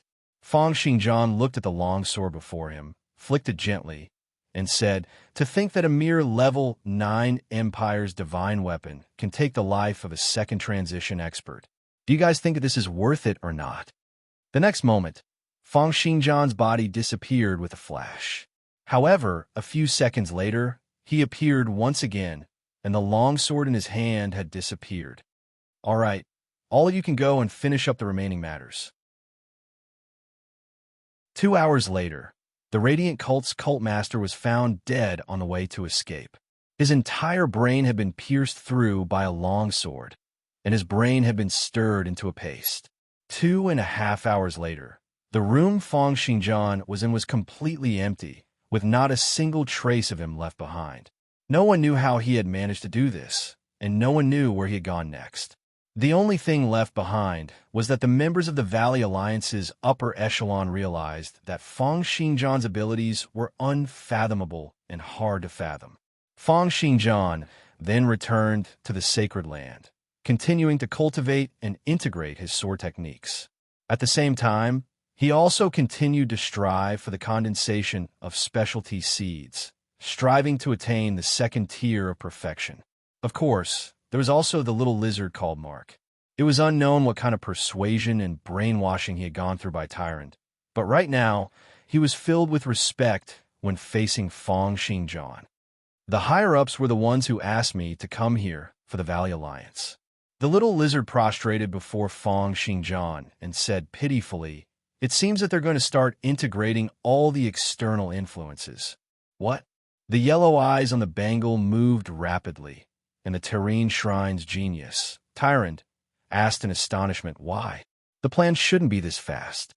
The little lizard looked at Fong Xingjian and Tyrant anxiously and said, "The higher-ups say that the 7th onslaught is about to begin. We must make preparations early."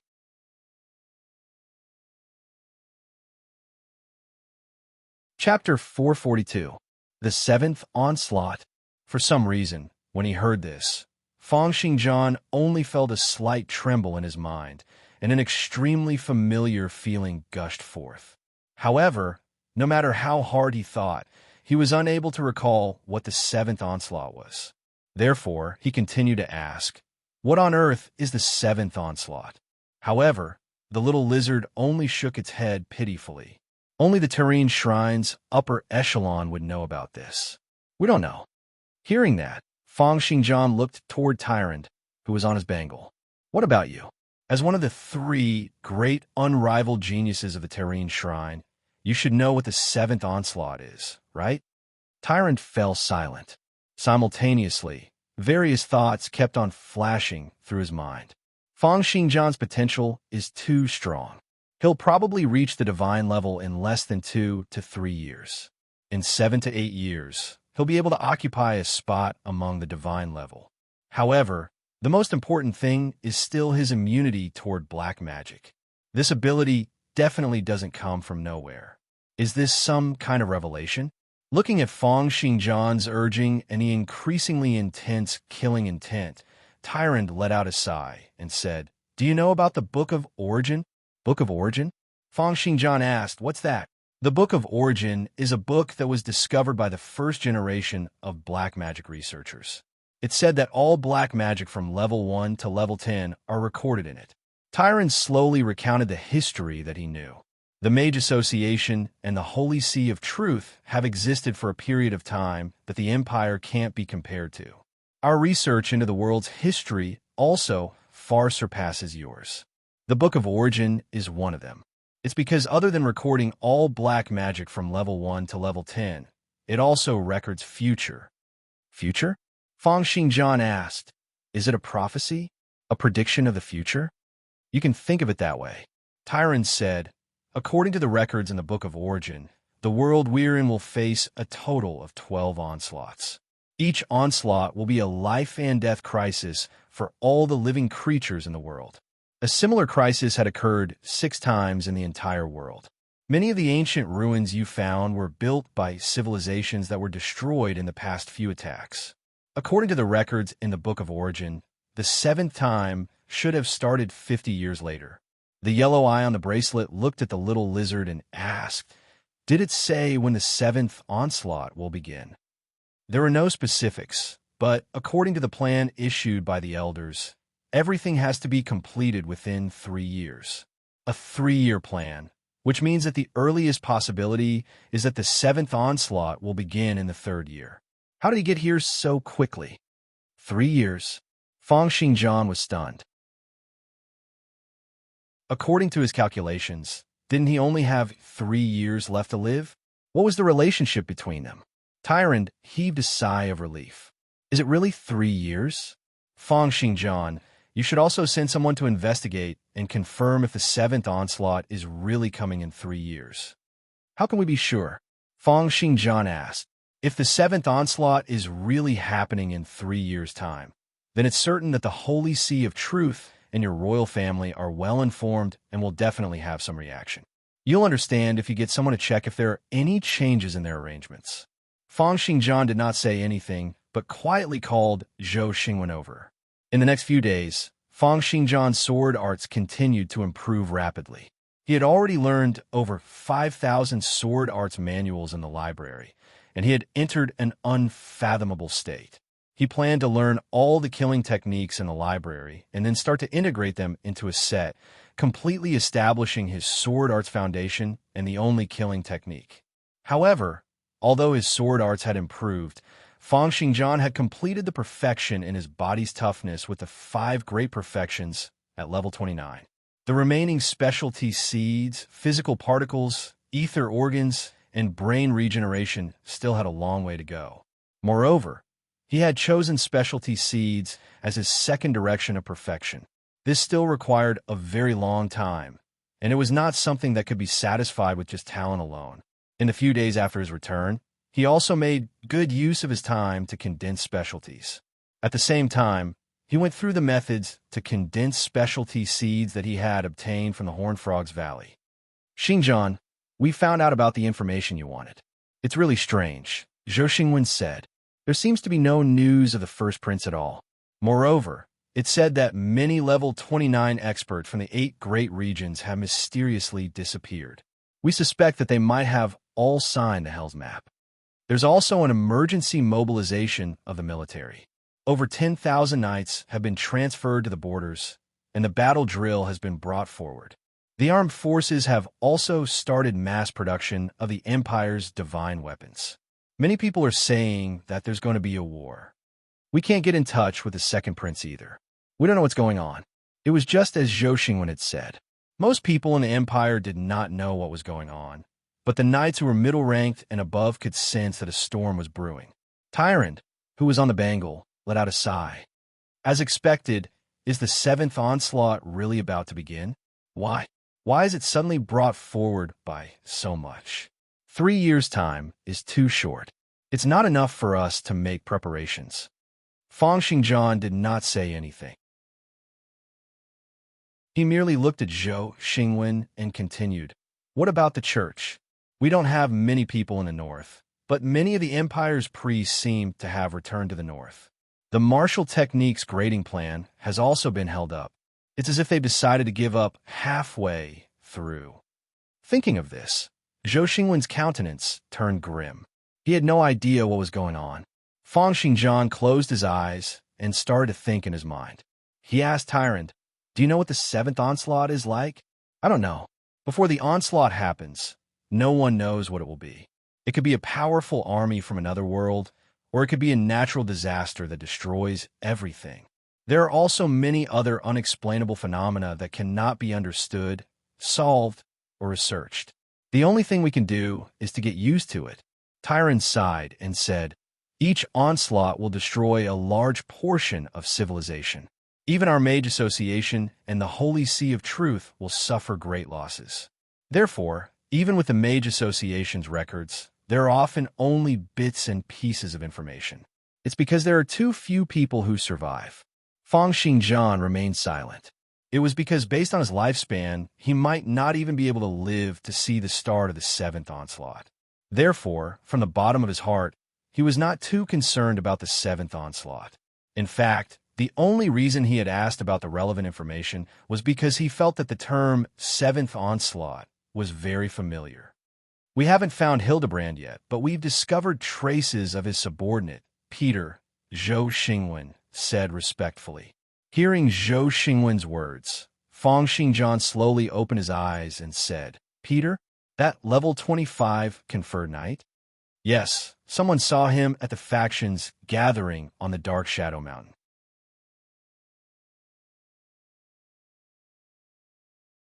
Chapter 443. Level 25. Fang Xingjian lowered his head and thought, "Of course, I'll be able to deal with a level 25 conferred knight easily. However, regardless of whether it's level 22 Zhou Xingwen or level 21 Anderson, even if I have the first level of the Mystical Prince, it'll be very difficult for me to cross so many levels to deal with them." Fang Xingjian asked, "What's with the factions gathering on the Dark Shadow Mountain?" Zhou Xingwen said, "It's a gathering organized by a few top-notch factions in the Great Western region. On one hand, it's to exchange martial arts experiences, buy and sell divine weapons, medicinal herbs, and heavenly and earthly treasures. On the other hand, it's naturally for the major factions to establish their own authority. At the same time, through some sparring, they can determine the distribution of benefits for the next year." Hearing the exchanges between the various factions and heavenly and earthly treasures, Fang Xingjian's eyes lit up. Right now, he had so much money that he had nowhere to spend it. In the Great Western Cities market, he had basically bought up all the good items. It would not be a bad idea to see what the other factions had hidden up their sleeves. Moreover, he wanted to condense specialty seeds and pursue a new level of perfection. Therefore, he needed information on the various factions' methods of condensing specialty seeds. Moreover, these were all secret manuals that belonged to each faction. Without using extreme means, it was clear that he would not be able to get his hands on them. "Then I'll go take a look." "Xingjian, are you going alone?" "I'll be back quickly if I go alone. It'll save me a lot of trouble." Half an hour later, in a small town located at the outskirts of the Dark Shadow Mountain, there was a hubbub of voices in a tavern. Due to the factions gathering this time around, countless wild knights in the Great Western region had gathered at the Dark Shadow Mountain. Wild knights with sabers and swords could be seen everywhere in the small town. Not only did they bring in a lot of income for the town, but they also caused the number of bloodshed incidents in the small town to be more than in the past year. With a bang, a thick-necked man smashed the wine pot onto the ground and shouted, "Damn it! These people from the Eternal Night Society are too overbearing. Even the entrance fee for this year's gathering is 10 gold. Why don't they just go and rob someone?" "Sigh. Lower your voice. Lower your voice. Be careful that the walls have ears. What's there to be afraid of? If they dare to do it, why won't we dare to say it?" Although the thick-necked man said this, he could not help but lower his voice. In the corner of the tavern, a young man in a black robe chuckled. Under the black robe was an incomparably handsome face. His eyes were golden, and there was a ruby mark on his forehead, giving him a unique sense of mystery. Hearing the young man's laughter, the thick-necked man turned around and glared at the young man fiercely. "Kid, what's so funny?" The young man once again opened his mouth and laughed soundlessly. The thick-necked man suddenly stood up and walked over with a dozen or so of his subordinates with machetes in their hands. He grinned hideously and said, "Kid, I'll ask you again. What's so funny?" The young man looked at them coldly and said, "You are not qualified to talk to me. Get lost." As he spoke, he slapped his palm, and a destructive palm force gushed out, directly hitting the dozen or so burly men across the air, causing them to vomit blood and fly backward. The few burly men were horrified. They turned around and left. The entire tavern instantly fell silent. Everyone glanced at the golden-eyed young man from time to time, and their eyes were filled with schadenfreude. Those people were from Crimson Tooth. Crimson Tooth's boss, Red Tiger, is in the town. This guy is dead for sure. However, the golden-eyed young man still did not care and continued to drink his wine complacently. He looked at the people in the tavern who were watching the commotion, and his gaze was filled with contempt. It was as if there was no one in the world who could enter his sights. This golden-eyed young man did not even remember his own name. It was because from the moment he joined the sect, he had only had one name, Tion E. Tion was the number one in the world, and E was the number one in the world. The reason why he had this name was because he came from a very interesting faction and thus became a very interesting person. The faction that Tion E came from was known as the Invincible Sect. As the saying went, no one could compare to them. The Invincible Sect would only have one successor in each generation. There would only be one master and one disciple. Each generation would only cultivate one martial technique. This was known as the Stalwart Eidolon Conviction. The Stalwart Eidolon Conviction was a type of waves that were both very strong and very weak. The attributes that these waves gave could change at any moment. In conclusion, the Stalwart Eidolon Conviction would first have to believe that one was the best in the world and invincible. The more one believed in this, the stronger the power of the Stalwart Eidolon Conviction would be, and the higher the attributes would be. Even the cultivator's aptitude, physical body, and all other attributes would be increased. It was an all-round improvement.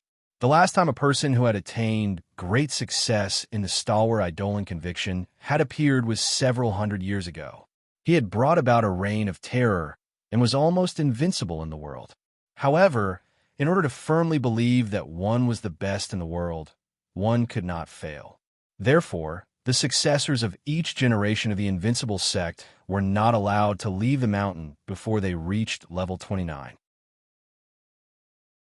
When they were in the mountain, the disciples would first have to believe that their master was the best in the world and invincible. They would then defeat their master through continuous cultivation. They would then believe that they were invincible in the world. It was a pity that the Stalwart Eidolon Conviction was too difficult to cultivate. For the past 300 years or so, no one had been able to reach level 29 and leave the mountain. Therefore, it had only been passed down from generation to generation until this generation's Tion E was born.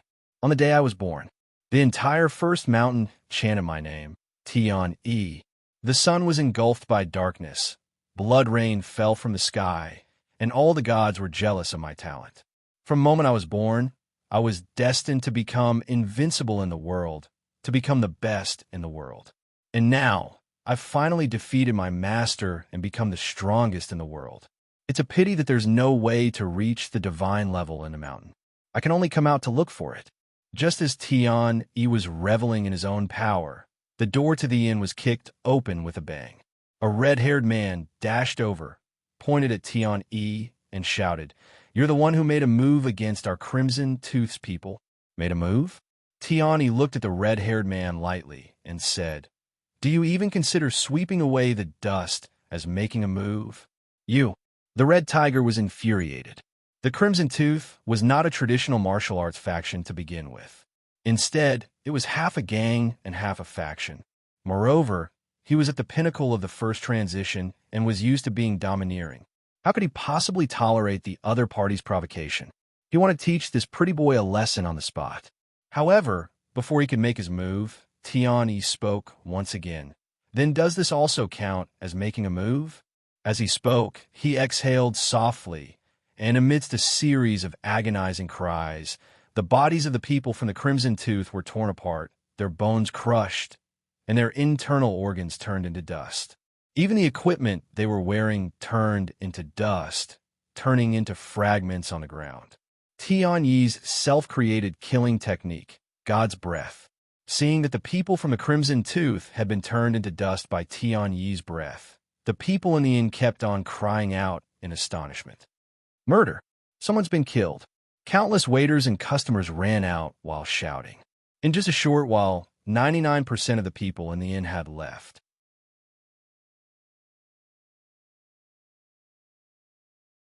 Chapter 444. The few people in the inn who were still seated were also looking in Tian Yi's direction with trepidation. However, Tian Yi showed no reaction to this. Other than himself, there was no one else in his gaze.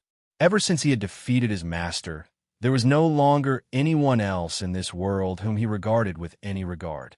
Therefore, after killing the people from the Crimson Tooth, he continued to sit in the inn as if nothing had happened. A few minutes later, the inn's owner could not help but walk up and say, "Lad, aren't you leaving? This gathering is organized by the Eternal Night Society. You've killed so many people on the spot. They won't let you off." "Oh, boss, aren't you afraid of me?"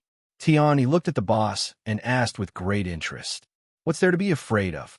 The people from the Crimson Tooth are a bunch of heartless starts. They've committed many murders and arson. I'm more than happy that you're able to get rid of them." He then looked at Tian Yi worriedly and said, "You'd better leave quickly. The Eternal Night Society has second transition experts here. You're no match for them." Tian Yi naturally did not take the inn's words to heart. He merely asked curiously, "Boss, are you very familiar with these factions? Then do you know which few top-notch factions are in the Great Western region? You don't even know this, and yet you're here to attend this gathering?" The inn's owner sighed helplessly. The three strongest factions in the Great Western region are naturally the Eternal Night Society, the Illumination Society, and the Black Wings. Their leaders are all second transition level 29 experts. Each of them is a major character, and their influence in the Great Western region is deeply rooted. A casual stomp from them would be able to make the earth tremble. Second transition level 29. Tian Yi's lips twitched, feeling extremely disdainful. In his eyes, second transition experts were not worth mentioning at all. He only had one goal in coming out this time around, and that was to find divine level experts or find a way to strive for the divine level. However, as the Peerless sect had not come out for too long and their theories were too backward, they relied on the stalwart Eidolon conviction to cultivate. Therefore, although Tian Yi was very strong, especially with the reinforcement from the stalwart Eidolon conviction, which allowed his 5 major attributes to break through 300 points, he had yet to attain one tier of perfection in terms of his body's toughness, condensed specialties, physical particles, ether organs, and physical regeneration. Tian Yi's battle prowess was completely reliant on the powerful reinforcement from his stalwart Eidolon conviction. A short 10 minutes later, a black-robed man who was emitting black aura and seemed to be encompassed in darkness walked in. He was the person in charge of the Eternal Night Society in the town, the level 25 Wild Knight, Night Demon. After scanning the area, he naturally noticed Tian, who was clearly different from the others. He smiled savagely, revealing his extremely white teeth. "That showy brat. You're the one who killed the people from Crimson Tooth. Although I also look down on those hoodlums, I can't pretend that I didn't see you causing trouble in my territory." With that, Night Demon threw a punch, and the entire tavern turned pitch black. Following that, it was as if a gust of cold wind had swept through the tavern. The entire tavern was split into two, and the place was once again illuminated by the sunlight. With a single punch, the entire tavern was split apart. However, Night Demon's face was covered in cold sweat as he stared at Tian Yi. His punch, which he had punched out, was gently grabbed by Tian Yi. Night Demon struggled with all his might, and the ground under his feet sank down like mud. The blood flowing through his body continued to heat up at an accelerated rate, releasing streams of white steam. The auras of over 300 specialty seeds rose up, but he was still unable to break free from Tianyi's punch. Tianyi, who had been grinning earlier, now had a cold expression as he said calmly, "You said that I'm a showy brat?" A hint of redness appeared on his face, and at the next moment, his eyes were filled with a furious red. Die! With a boom, Night Demon was unable to react in time. He only felt that the atmosphere was trembling and darkness was gushing toward him. With the point of contact with Tianyi's fist as the center, his nose and eye sockets had all caved in. At the next moment, he had completely lost consciousness and fallen to the ground. Too weak. Tianyi shook his head in disdain, and his eyes, which were filled with killing intent, looked toward the boss next to him. "You're talking about this gathering organized by the Eternal Night Society, right? Tell me, where's their base?" 1 minute later, Tianyi had already left the town and was speeding along the plains at high speed. However, a series of thunderous sounds suddenly rang out in the sky, and he came to a stop in astonishment. Thunder? At the next moment, a loud bang rang out. A young man was standing before him. It was Feng Xinjian, who had rushed over from the great western city.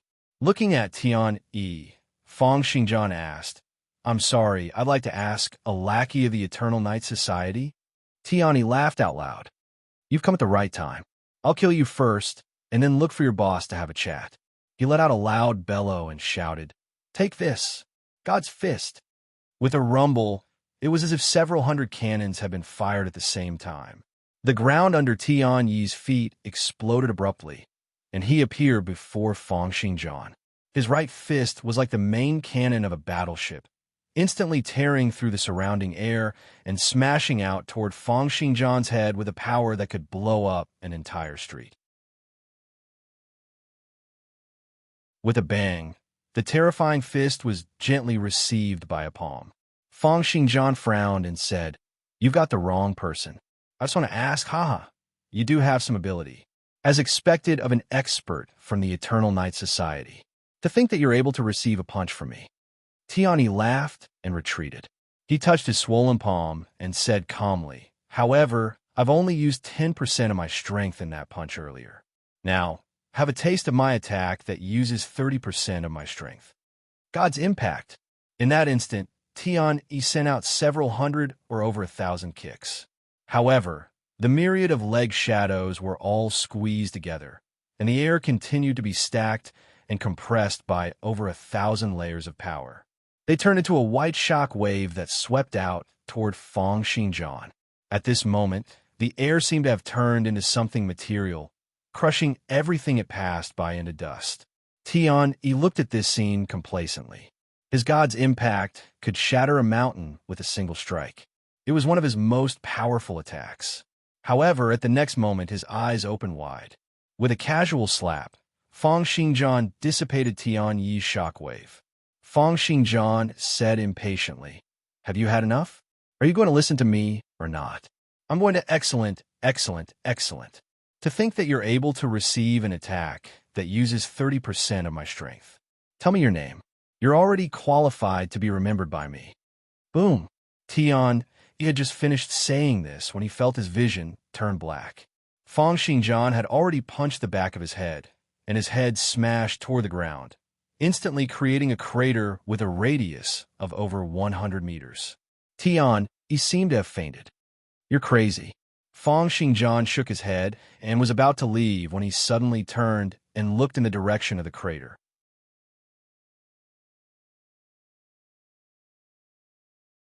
Chapter 445. In the crater, Tianyi, who had fainted earlier, stood up once again. His eyes seemed to be in a daze, and it was only after a while that he looked at Feng Xinjian's face. "You, how dare you? Do you know who you're fighting against?" With a clatter, the ruby mark on Tianyi's head fell off. It turned out that this thing was just for show. Tianyi's face flushed red in an instant, and his eyes were filled with fury. "I'm going to kill you." With an explosive rumble, the ground under Tianyi's feet was overturned by his stomp, turning into countless rocks that soared up into the sky. It looked as if the world had been overturned. Simultaneously, Tian Yi and Fang Xingjian collided fiercely against each other, and a myriad of fist shadows soared into the sky. Each punch contained 100% of Tian Yi's full power, and each punch contained endless fury and frustration. Each punch caused the atmosphere to groan and the earth to wail. Right now, Tian Yi was going all out. Each punch he struck out created a myriad of air currents, and shock waves shot out like light waves, shattering the ground within a range of several thousand meters. Such a terrifying destructive prowess was enough to destroy an entire city single-handedly. However, amidst Tian Yi's crazy attacks, a huge palm ignored all the shock waves. It broke through the shock waves like a knife, cutting through butter and pressed down on Tian Yi's head.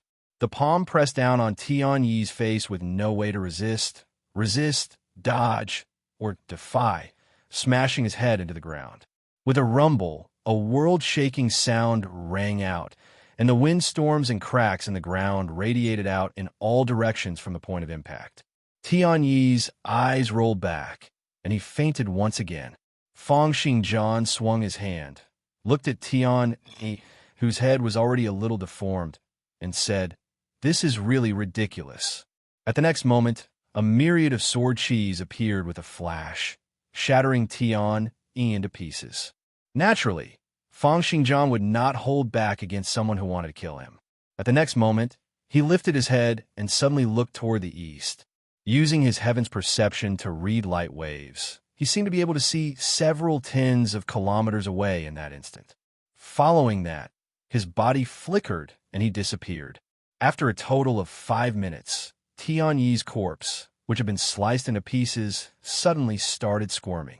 His body continued to reassemble, gluing together.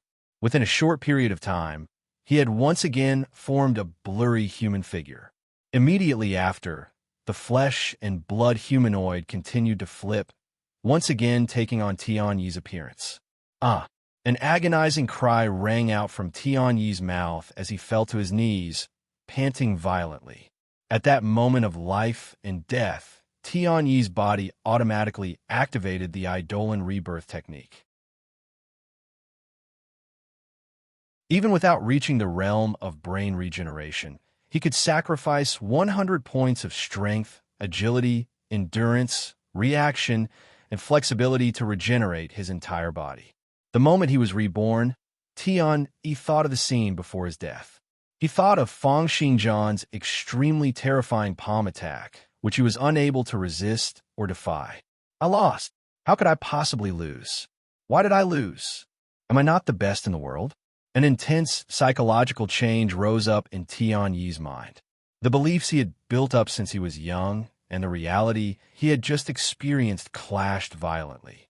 It was as if fire and water could not tolerate each other, resulting in an intense explosion. Roar! Tian Yi's eyes were wide open, and his eyeballs were bloodshot. His expression was savage, as if he had gone mad. An intense battle broke out in his mind. However, the strengthening of his Eidolon rebirth technique was unable to suppress the reality he had just experienced. Finally, the consciousness in his mind seemed to shatter. At the next moment, Tian Yi's eyes rolled up and he fainted. His entire mind was going through an unknown change. As a faction that cultivated this stalwart Eidolon rebirth technique, the founder of the Peerless sect had long since expected that their successor might fail before he could achieve great success.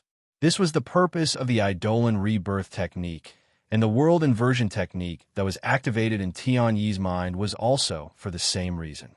During the period of time when Tian Yi's eyes rolled back and he fainted, the memories in his mind were being tampered with at a rapid speed. All the memories of his failure were wiped out, and all the images related to Fang Xingjian were deleted. Many groundless scenes were fabricated. An hour later, Tian Yi opened his eyes once again. He looked around in a daze and said in a daze, "Wasn't I going to look for those people from the Eternal Night Society? Why did I fall asleep?"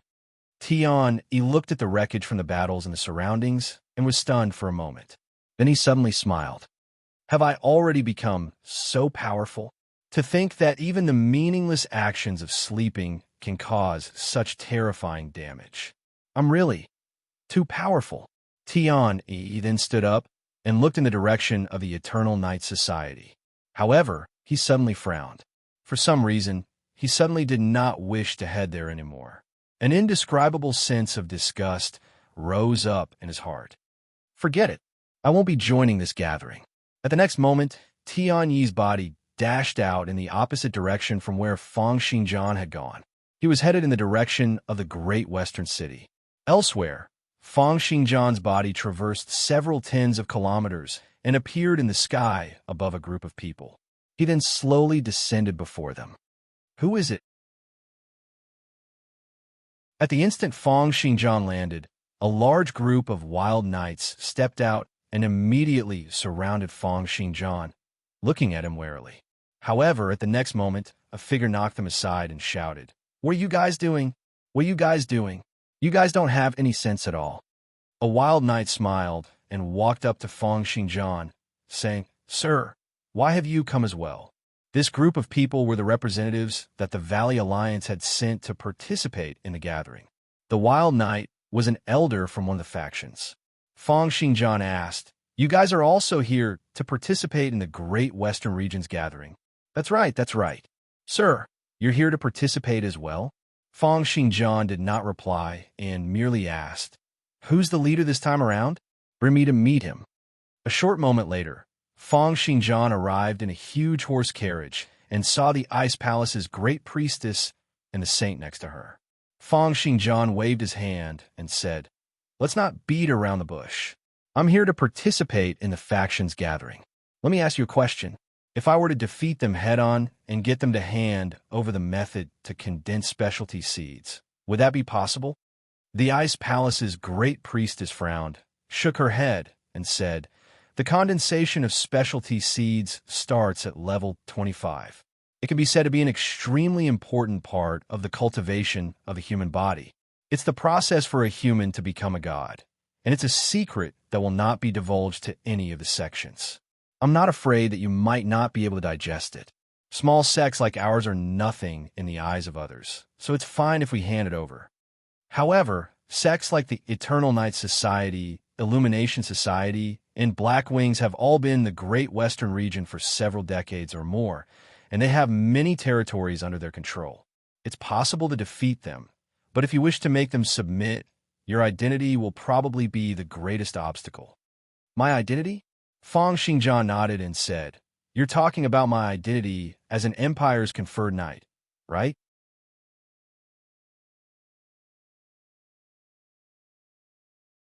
Chapter 446. It was only then that Feng Xingjian thought of this problem. It was because he had always been cultivating within the Empire's official system that he had subconsciously forgotten the difference between the Empire and the factions. As the greatest faction, the Empire had always maintained a special balance with the factions among the people. It was because the Empire's power was sufficient to wipe out any faction. However, the moment they started to wipe out a faction, all the other factions would join forces to fight against the Empire. By then, the world would be in chaos, and the people would definitely be plunged into misery and suffering. There were still several big countries to the north of the Empire, as well as the Church. Therefore, they had always intentionally maintained this balance. However, the balance on the surface was unable to stop the fighting in the dark. As the saying went, heroes used their martial arts to break the law. Factions possessed great power and countless experts. It was impossible to hope that they would just focus on farming and doing business. Countless sects were related to illegal businesses such as rape, murder, brawling, smuggling, gambling, and sex. Although the Empire did not wipe out the factions, they would still capture the experts who committed crimes. Over the countless years, although the Empire had not gone to war with the many factions, other than a portion of them slowly integrating into the government, most of the factions refused to submit to the Empire. They even fought with the Empire for students, resources, and talents. If Feng Xingjian were to use his status as a conferred knight to suppress the Eternal Night Society and the other major factions, it would become the Empire suppressing the factions. The nature of the matter would probably become 10 times more severe and the other party might rather die than agree to it. This was especially the case when Fang Xingjian had invented the rebirth sword technique, causing the factions to lose students. Fang Xingjian nodded. Understand. Then, during the period of time that we're attending the gathering, I'll be your Ice Palace's elder. I'll help your Ice Palace to wipe out all the factions in the Great Western region. As he spoke, Fang Xingjian's body elongated and swelled up. He was activating his vital energy and blood, controlling his cells, and changing his appearance. In the blink of an eye, he had turned into a burly man with a height of over 2 meters. He opened his mouth and let out a buzzing sound, as if countless steel pillars were striking together. During this period of time, you guys can just call me the Vicious Knight. In that instant, the Great Priestess was overwhelmed with emotions. As a level 22 second transition expert, she had never participated in a martial arts gathering of such a scale before. It had always been the cult master who had brought people from the Radiant cult to participate. This time, if not for Fang Xingjian's interference and her becoming the new leader of the Valley Alliance, she would probably have been suppressed by the Radiant Light Sect for the rest of her life, let alone leading a team to participate in the gathering of the sects. Originally, she had been worried that her strength was far inferior to that of the Radiant Light Sect's Pope, and that the Valley Alliance would make a fool of themselves at the gathering. However, to think that Fang Xingjian was going to make use of their Ice Palace's identity to sweep through the crowd. How could she not be excited? She was filled with anticipation for Fang Xingjian to sweep through the crowd and for the Ice Palace to become famous in the Great Western region. After a while, Fang Xingjian left. The high priest was still smiling, but the saintess could not help but say, "Master, this is not good, right? That was too offensive." Moreover, although Fang Xingjian is amazing, the Eternal Night Society, the Illumination Society, and the Black Wings have all been famous in the Great Western region for many years. There are many experts among them. Who knows how many experts are even more amazing than Fang Xingjian? The Great Priestess shook her head and said, "You're not a second transition expert, so you're not clear about Fang Xingjian's abilities. The power he showed when he defeated that monster in the Radiant cult. Even if he isn't at the top among second transition experts, he would at least be at the top. Moreover, don't you understand? Even if he can't really sweep through all the experts, he'll still be able to get into the top 20 or even the top 10. This is a good opportunity for our Ice Palace to make a name for ourselves. I wonder how many more partners and disciples we'll be able to get." The saintess sighed, feeling that her master was too optimistic. The 3 great factions had a strong foundation. They had several tens of second transition experts and 5 to 6 level 29 experts. How could they possibly be swept through so easily? Sigh. Although Master has become the leader of the Valley Alliance, he's still the same as before. He doesn't have the foresight to see the entire Great Western region. Fang Xingjian is too arrogant. Although his talent and abilities are great, if he were to go on like this, it'll only be a matter of time before he causes trouble and brings about a great disaster. Fang Xingjian turned into the Vicious Knight and followed the Ice Palace's people. 2 hours later, they arrived at the foot of a mountain. It was the location of the gathering, the Dark Shadow Mountain. Before they could get close, wild knights dressed in black robes came up to welcome them. They were the Eternal Night Society's receptionists. The people from the Valley Alliance were arranged to stay at a place on the Dark Shadow Mountain. The Great Priestess introduced, "The gathering will officially start tomorrow. Tomorrow, the Eternal Night Society's Knight Sovereign will give a speech. Then, there will be exchanges and cooperation that will last for 2.5 days. There will also be resources such as heavenly and earthly treasures and ferocious beasts to be sold. From the 4th day onwards, there will be exchanges of martial arts techniques. The representatives from each faction will go up to accept challenges. Based on their results, there will definitely be allocated territories and various businesses for the next year. In this aspect, the Illumination Society, Eternal Night Society, and the Black Wings have always been the strongest." Fang Xingjian nodded. "All right, let's go and see what kind of experts the 3 great factions have tomorrow." "Oh, right. Fang Xingjian asked, "Help me look for a person." At noon the next day, the gathering officially started. On the platform at the peak of the dark shadow mountain, several thousand people were gathered, standing below the platform in a dense mass. A fair-skinned and plump old man dressed in white robes with a layer of light circle behind him walked up to the platform with a grin. He was like the Buddha from the heavens. The Ice Palace's great priestess said he should be the Illumination Society's leader. It's said that he's a level 29 expert, but it has been 7 to 8 years since he last fought. No one knows what level he's at now.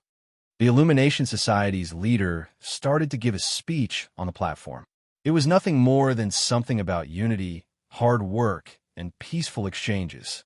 However, Fang Xingjian could still hear the faint sense of urgency in the other party's tone.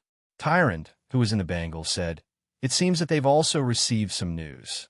They might also want to make a big move in the martial arts sparring 3 days later." Fang Xingjian did not say anything. He merely closed his eyes and continued to make good use of every minute and second he had to condense specialty seeds. After the speech, the exchange officially started.